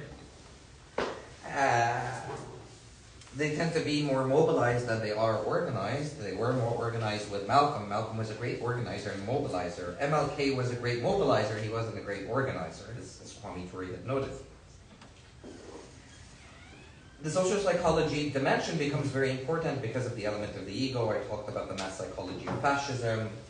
Our father is the state, our mother is capital, in so many different ways, and we internalize, right? And again, this is part of the inanity of language, that people were saying, oh, well, Trump wants fascism. Actually, again, fascism is already ingrained within the structure, and we re-embody it every day. What Trump wanted was totalitarianism. He wanted to become like Xi, like Kim Jong-un, and so on and so forth, like Bashar al-Assad, and he loves that.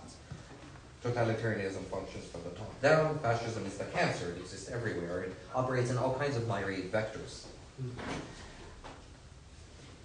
I wouldn't call what I say as liberation theology, because that's something that developed particularly in America Latina, and I wish to preserve the singularity. What I do is political theology, what I do is jihad. There is a Muslim concept to that, right? So I don't need to appropriate different dimension. I will also say that, of course, I'm very admirable with that I've had many encounter with liberation theologists. And I will remember, and I continue to remember, although I haven't spoken to them in quite some time, but I will mention my encounter with them with Philippe Toussaint. And Philippe Toussaint was the Archbishop Diocese of, or one of them, of the San Andreas Peace Accords in 1994. And I remember meeting him at the Zapatista Encuentro, I believe it was about maybe 2013, and we had a long prolonged discussion. Because what I also encountered, and a lot of you or some of you may or may not know this, is there are Muslim Zapatistas. Their story is long-winded. I spent some time with them. There are issues there. They do exist. It is about building those relations and those connections. And at least with some of the Muslim Zapatistas, and I'll try and be very brief, Philippe Toussaint works with a lot of indigenous communities and not just Zapatista communities. Right? And this is something that we need to also recognize, that not all indigenous people are Zapatistas. And that's okay. But we also need to realize that in the case, at least, and he works through conflict resolution, particularly his group that he established called Curico. And I draw inspiration from it insofar as devising how we can live together with our differences. Right? But in the formation of what I refer to as usul al-ikhtilaf, or the ethics of disagreement in Islam. Merging both together, seeing where they converge and differ from one another. Insofar as the Muslim Zapatistas, I would share very briefly again that first they were Jewish, and then they converted to Islam. What they saw in Islam was the social justice and the lack of the fact that Muslims are not exceptional and don't see themselves as a chosen people. Again, what happened very briefly, they were introduced to Islam vis-a-vis the Murabitin movement that came out of Al-Maghrib, and they're a Sufi group, and there are things to say there. But the Murabitin movement basically used those Zapatistas and abused them on the land. So they broke out from the main group, the Murabitin group, and if you go to Chiapas, there are two different mosques. And of course, they had written a letter to Marcos, this is fact, telling him to convert, that you need to convert to Islam, that the Zapatistas only will carry a certain horizon, and so on and so forth, that Islam is the truth. So, like I said, there are issues there. And I got to spend a little bit of time with the youth, right, that tended to be more Zapatista or preserving to their Zapatista political identity, if you will, in relationship to Islam than the older generation that just simply abandoned Zapatismo and Zapatista and just simply identified as Muslim. I will say that the sisters wanted me to live with the community, simply because I was actually leading Friday prayers at a certain point with them, and they asked to meet with me alone, and the brothers were just like, what do you mean alone? And the sister said, well, we want to meet with him alone. And they offered me the opportunity to sit down and to live with them. This was in 2013, and at the time I was working on my PhD insofar as Islam and queer Muslims. And they wanted me to speak to them with regard to their rights, because they did not fully know their rights from an Islamic sort of theological perspective that way. And I had to go back to so-called Canada because I had responsibilities insofar as the ethnography and the work that I was doing insofar as queer Muslims. I wish I could have been able to stay, but it's all to say that the trajectories, or at least the budding fruits, the seeds are there for its manifestation.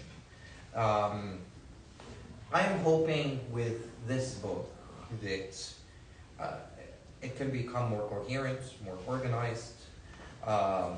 And this is why I also used the methodological approach that I did insofar as the Quran, to try and situate our struggles.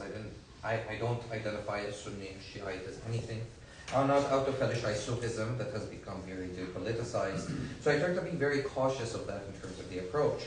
And the language, because the audience with regards to the book are BIPOC people. Like a lot of sisters, Lakota, Indigenous, Black, who have read it, said and I'm very grateful for that and very honored that they said, we see ourselves in your book. Like the audience is not primarily white people, although they are part of the audience, but they're not my main focus. As Malcolm noted, I'm happy to work with them, I'm happy to build with them, and so on and so forth, but my investment is in our communities.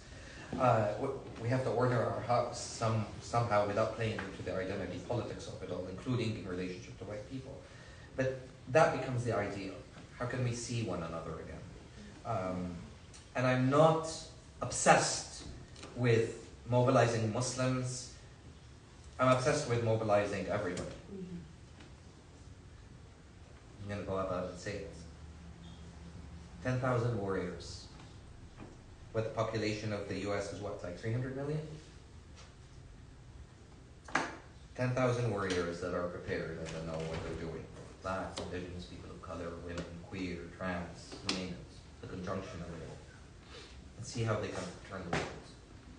But it has to be done in certain strategic ways. With indigenous people at the very center, with 1492 and what it is that I was describing at the center. And with spirituality being realized. So yeah, hope I answered. Please. Hi, my name is Kayla. First, I want to say thank you for your work. Again, you made several references to the contradictions of colonial universities. It's something I think about a lot. I study the intersection of environmental justice and abolition and anarchism, particularly with incarcerated people and co-writing with incarcerated people. So I think about the asymmetries of power of knowledge production. I was curious if you could share about your approach to decolonial pedagogy as you teach and study and write. Thank you so much, Kayla.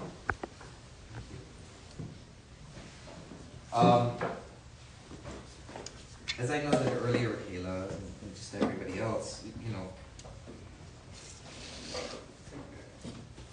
the Ivory Tower, the Ivy League, and I haven't sought to work in Ivy League schools. It honestly, it happened. It's just, for some reason, the Ivy League schools are, so far, the ones that have wanted me as much as I've been applying literally for 200, 300 jobs a year.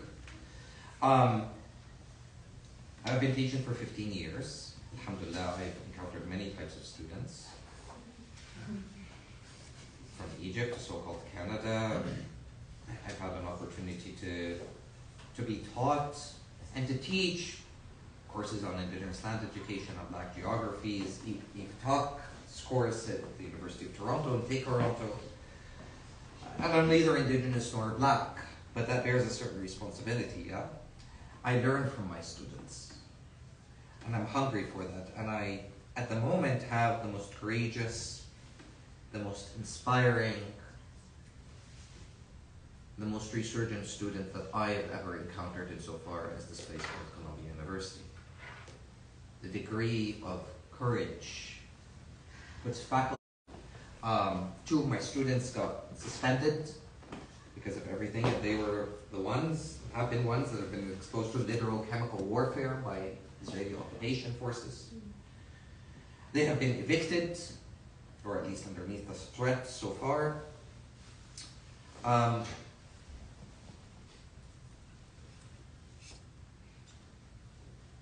When we sit in a circle. I promise them that I can never guarantee a safe space. All I can do is delineate as much as possible the power relations. But I also am keen, given my commitments, to unsettle as much as possible. They know that they can reach me anytime, day or night. I have their contacts. I will provide as much time as possible to them. They are a priority. I don't have set office hours, although I do, but every day is an office hour. They are my priority. We're always in a process of journeying together and learning with one another and growing that way. And I have to give it to them because they came in. The first class, I always undressed myself. And in a non-jokey way, I'd like to think that, alhamdulillah, hopefully as all of us, I think as most of humanity are kind or generous or giving or loving. But I'm rough the first class, because if you can't take the fact that what this class is about and what it is that I'm here to hopefully do, and insofar as unsettling, including myself, then you should probably walk out that door and leave. It's scary, but I fell in love with them and they fell in love with me. And I really sincerely say that because I've been the subject of Zionist attacks and hit pieces and so on and so forth by fools that take everything out of context. And they have been my backbone, they have been my spine. the flowers that they got me, the cards that they've written, the 3-letter page that they wrote to the chair of the department. I'm really nothing. And if there's something that I've been struggling with particularly last week, given all the suspensions and everything, is how to support them given my precarious position.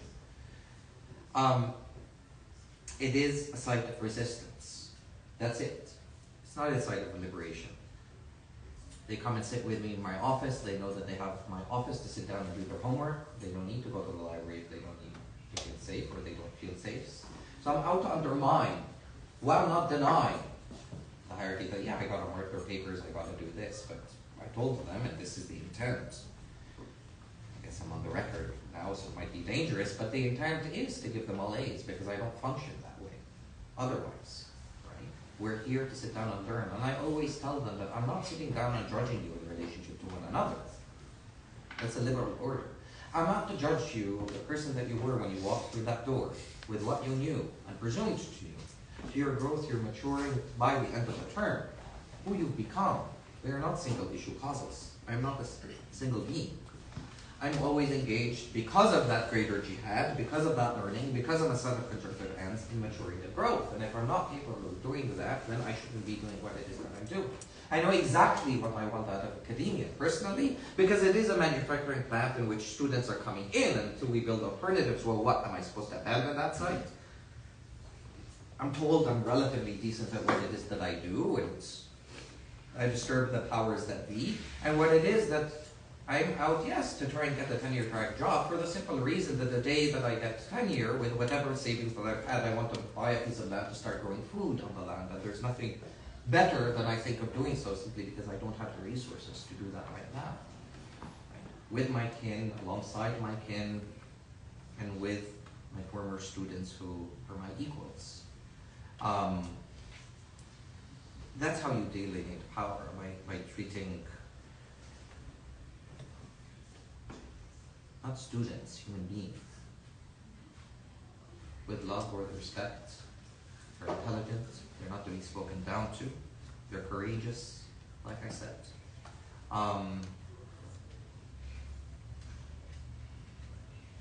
Regardless of what it is that I have on my plate, they are my priority, and they know that. They can hopefully vouch for that, and I guess that's part of my pedagogy. I get them to read non-fiction. Right now I'm teaching a course on queer and feminist BIPOC traditions from decolonial and abolitionist perspectives. So we're reading queer indigenous, two-spirit, queer black, queer African, queer Muslim, queer Palestinian, queer South Asian, and so on and so forth. Literature, some theory is a form of liberatory praxis, as bell books have taught, but also fiction. Art comes in many different forms.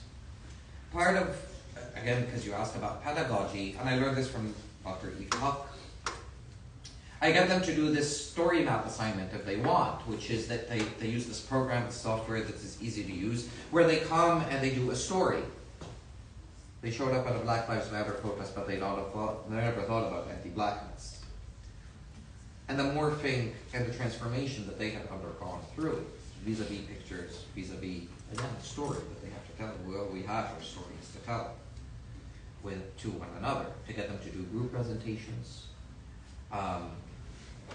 Yeah, so it's that nature of stuff that I try and embody, I try and do with them, right?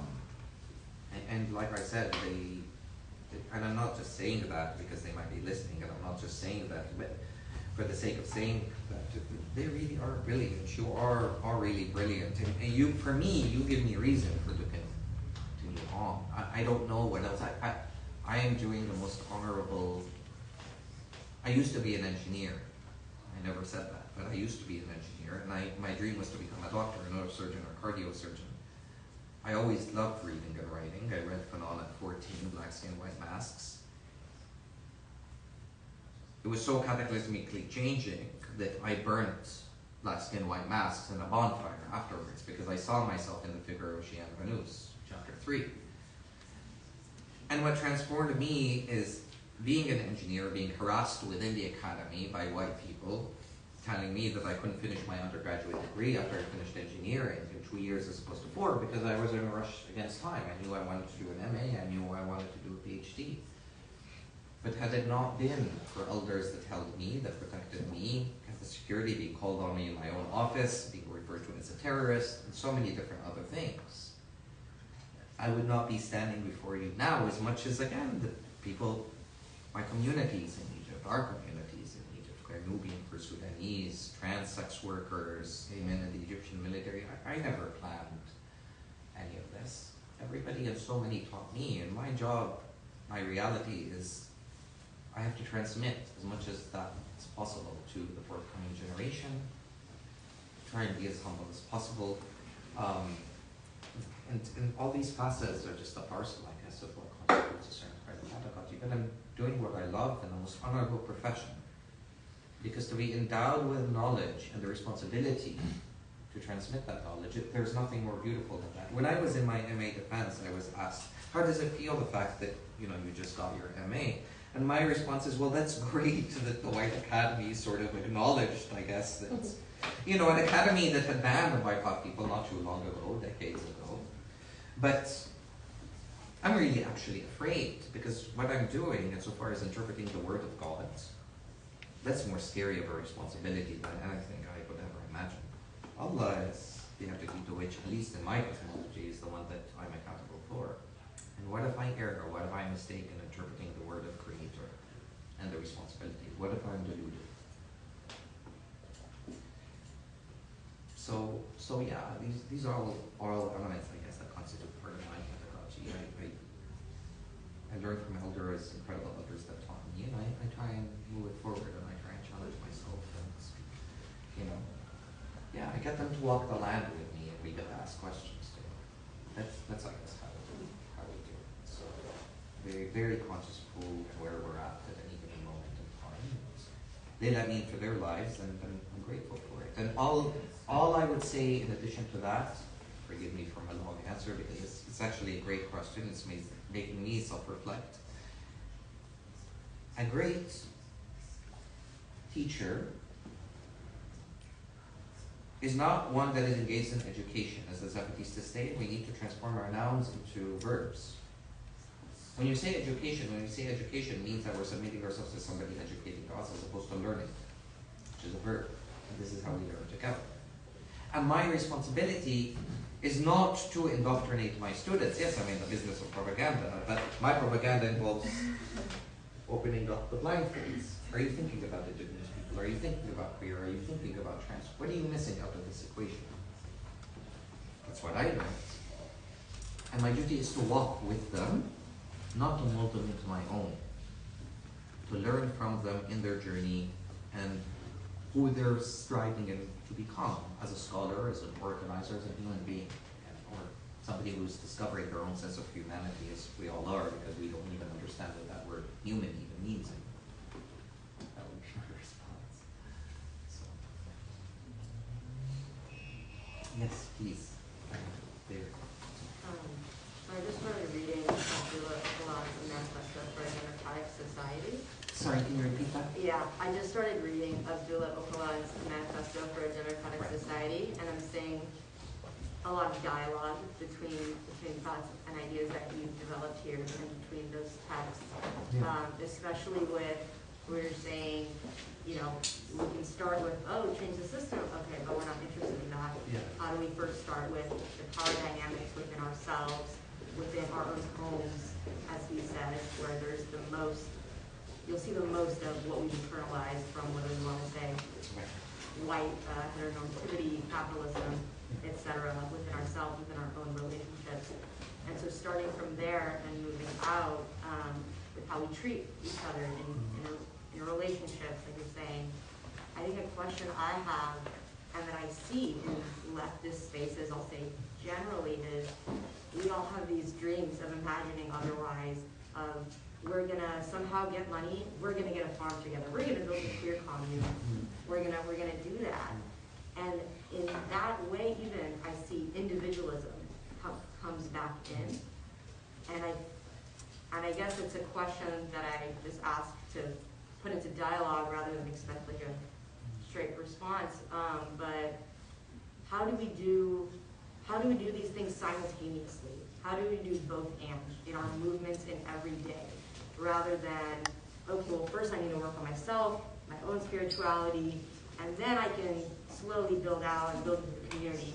But collective liberation requires urgency, for one, but for these things to be happening at the same time.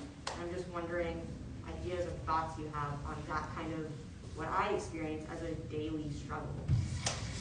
No, thank you for that question. I think that you open up to think about, to me, it's an acrobatic maneuver. We can walk and chew gum at the same time, right? And again, I can only work on myself so much that I need a community to help me to work that. Jihad is a collective affair, jihad is a collective affair, at least from my cosmology. So it's not something that I can just do on my own. Otherwise, I'm just feeding into the narcissism and individualism and everything else.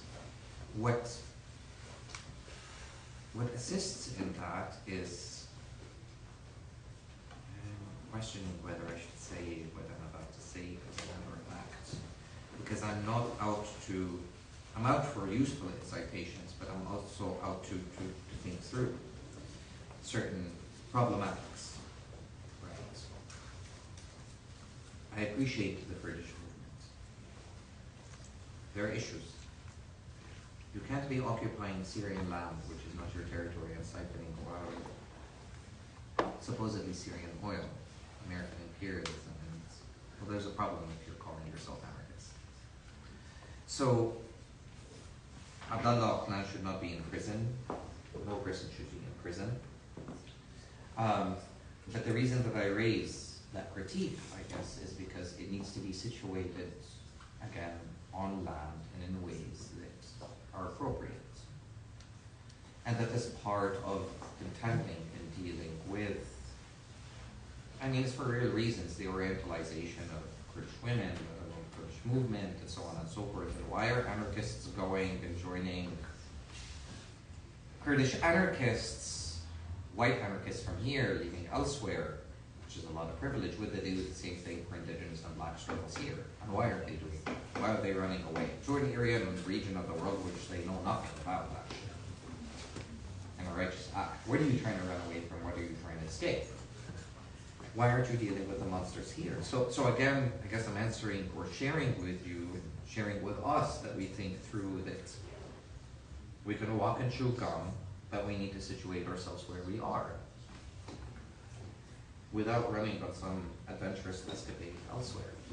I would have loved to have lived with the Zapatistas, of course. But yeah, that's not where I'm situated, or the responsibilities I was bearing, at least at the moment, but I am then and am now. Maybe it will happen in the future, but we'll see. Yeah, I need to contend with what's here and now and do so together. So, but yeah, that's how I guess one tames that perspective in terms of what I want. Right, of a certain kind of escape. Because it would be amazing to live with the Zapatistas. Okay, great, and but what am I running away from insofar as my complicities here? So, because I straddle different worlds. Middle East, so-called Middle East, Egypt, where I was born, and here. Those are the worlds that I constructively enjoy. And yes, I could enjoy other worlds, but my family is Filipino. I spent time with the Kalinga Igorots in the Philippines, but that's not really my world. So yeah, a certain rootedness, as opposed to this kind of thingness, because again, rootedness means community, means land.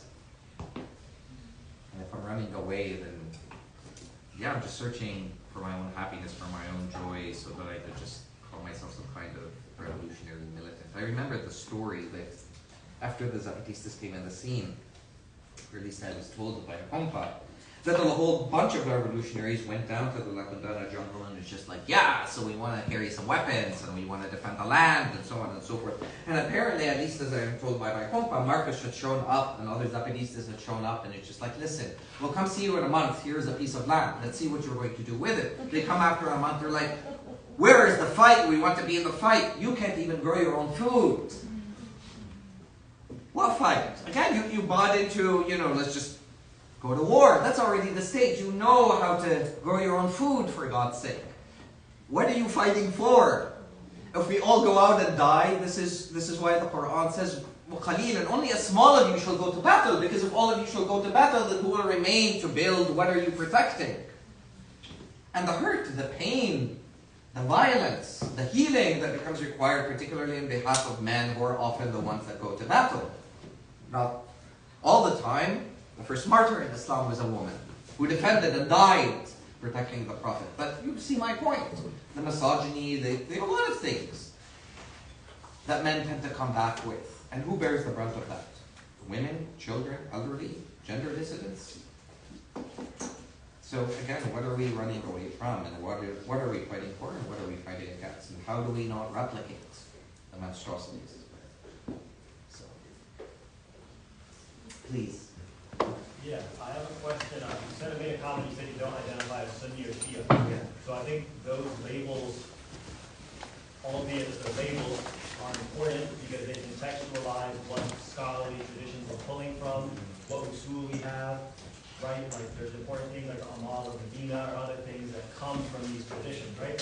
So it's a method of contextualizing where in the tradition we pull our beliefs from, right? So I think for me, my question is then, I guess to clarify that, and secondarily, I'm curious if you have ijazah or if you're a part of any snap. Thank you so much.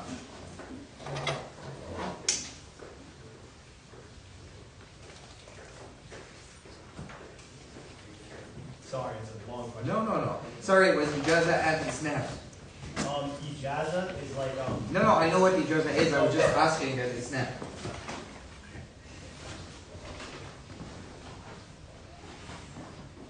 My teacher, I was talking with Kiki and some fellow teachers at Berkeley earlier. My teacher was a Shiite. He was over 100 years old. He was actually from Iran. And I spent the weekends with him in Abu Dhabi. And he taught me, before you learn how to read the Quran, you need to learn how to hear it, listen to it. And before you become a hafiz, you need to sit down and understand it and contextualize it. Yeah. And I say the Quran specifically as much as, again, that is the text that is shared by all Muslims. I did not know, by the way, that Sheikh Jilani was a Shiite. I did not know that he passed away during my first year of university while I was in the way.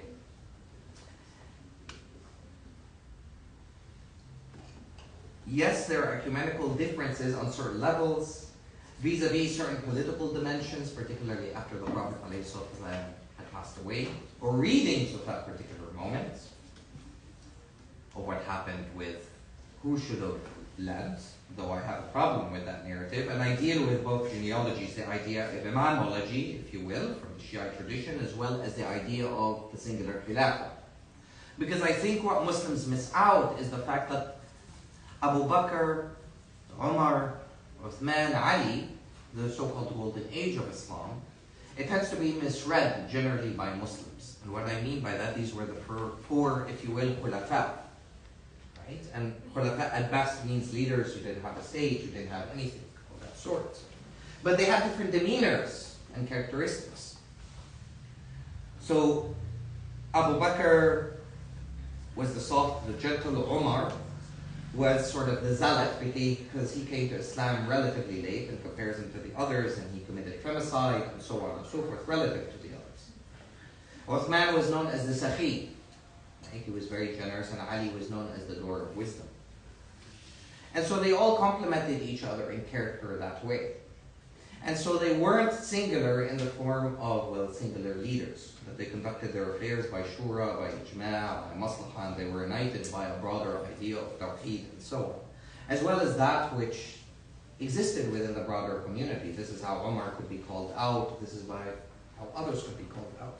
What later becomes Sunni and Shiite tradition, particularly in the wake of Uthman being murdered, and maybe this is part of the wisdom of Allah subhanahu wa ta'ala, that they weren't hegemonic leaders, they didn't have guards, they didn't live in presidential palaces, and this is the consequence. And that's fine. But what becomes constructed as Sunni versus Shiite traditions that way, I think is a misguided way of conceiving and displacing the Quran out of the equation. Particularly, like I said, that becomes the adjudicating caliber because, of course, as you know, the Shiites will refer to certain hadith. We have a hadith mutawattir and so on and so forth. Then Sunnis and whether Aisha, the wife of the Prophet, and so on is taken into account, and so on and so forth, and her standing in Sunni versus in Shiite Islam, and so on and so forth. But I'm not interested in feeding into that sectarianism as much as I'm interested in holding all the formations of Islam as they currently exist, as they manifest, in a certain kind of accountability.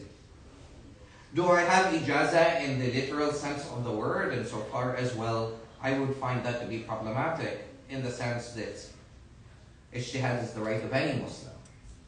And then as much as I did research, and in the archives in Al-Azhar University, my ijazah comes from Allah subhanahu wa ta'ala because Allah subhanahu wa ta'ala already granted me the right to engage in ijtihad so long as I follow certain methodological, if you will, approaches, insofar as the traditional ways of knowing and adjudicating without reifying certain problematics that exist insofar as patriarchy, because I mean that's part of what seeped into readings and adjudications and fatwas and so on and so forth. So, yes, I have ijazah, but not the kind of ijazah that is written or documented insofar as, well, from a particular institution. But yeah, the methodology is laid bare and, you know, judge it for yourself. Ultimately, like I said, the Quran is my caliber for that way. And that doesn't mean that I don't use the Sunnah or the oral tradition. It just becomes a secondary source for me. Just as much as the archives in Al-Azhar, just as much as Sharia, which isn't even a set of concrete laws, as you know, but again, a compilation of all Muslim adjudications that have been compiled over 1,444 years. But they are adjudications in time and context and space that needs to be then situated. So, but times and contexts have changed in certain ways and they haven't in others. We're still living a certain kind of jahiliyyah, and in other ways the world has evolved. So, yeah, anyway. Can I ask a very brief follow-up question? Please. When you say Umar radiallahu anhu became Muslim late, relative to who? Do you mean relative to the other khulafa? I relative to the other khulafa. When we sit down and think, for instance, in relationship to Abu Bakr, or in relationship even to Ali. When we think about how Umar, for instance, would sit down and cry, or at least in one instance, right, would sit down, I mean, Umar was very much, and again, Islamic tradition generally notes this, that he was very fiery. And he was very fiery because he committed, as it happened during Arab societies, the act of femicide, particularly in relationship to his own daughters. And in one gathering at least, he sat down and was weeping. And then he started to ecstatically laugh. And he was asked, Ya Umar, like, why are you ecstatically laughing and why are you weeping? He's like, because I remembered, I buried my daughter and there was a sense of shame that I had a daughter. But then I laughed because I was hungry one day and I ate a god that was made up of dates. And I thought to myself, well, what is this god that I'm consuming that all of a sudden would be relevant one moment, but then because I'm hungry, I would just eat this god? So it's that sense, and nobody can undermine, of course, his value and his contributions to Islam, but relatively late in comparison to the others. That's what I meant. So yeah. And just, sorry, last question. So when you say relative to the others, in what, like as far as the timeline, in what period was it? In order, I mean, it was not that late afterwards, but he was a staunch enemy. I mean, he wanted to go to the Prophet and essentially murder him. Right. He was infuriated that his sister had converted to Islam and went and with the whole intention of beating her to death. And if he couldn't do that, that he would go after the Prophet. Ali had already become a Muslim. Abu Bakr, Ali was the first, as well as Khadija, the first wife of the Prophet. And Abu Bakr, of course, was right there. So after, in that sense, not too late. We're not talking about decades or years, right? So yeah. Thank you. Appreciate Very well.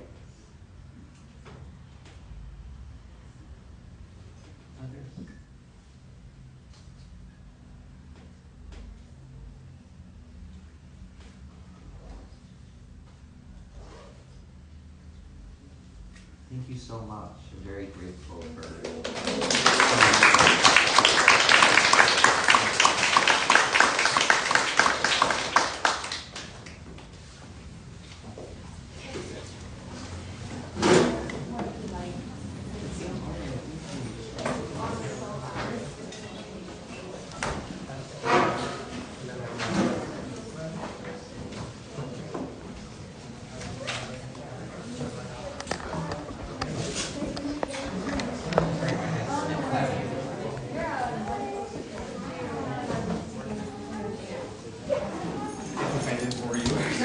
You all there.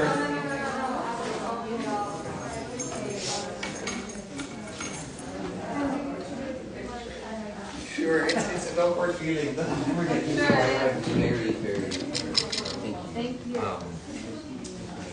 Just get the spelling here.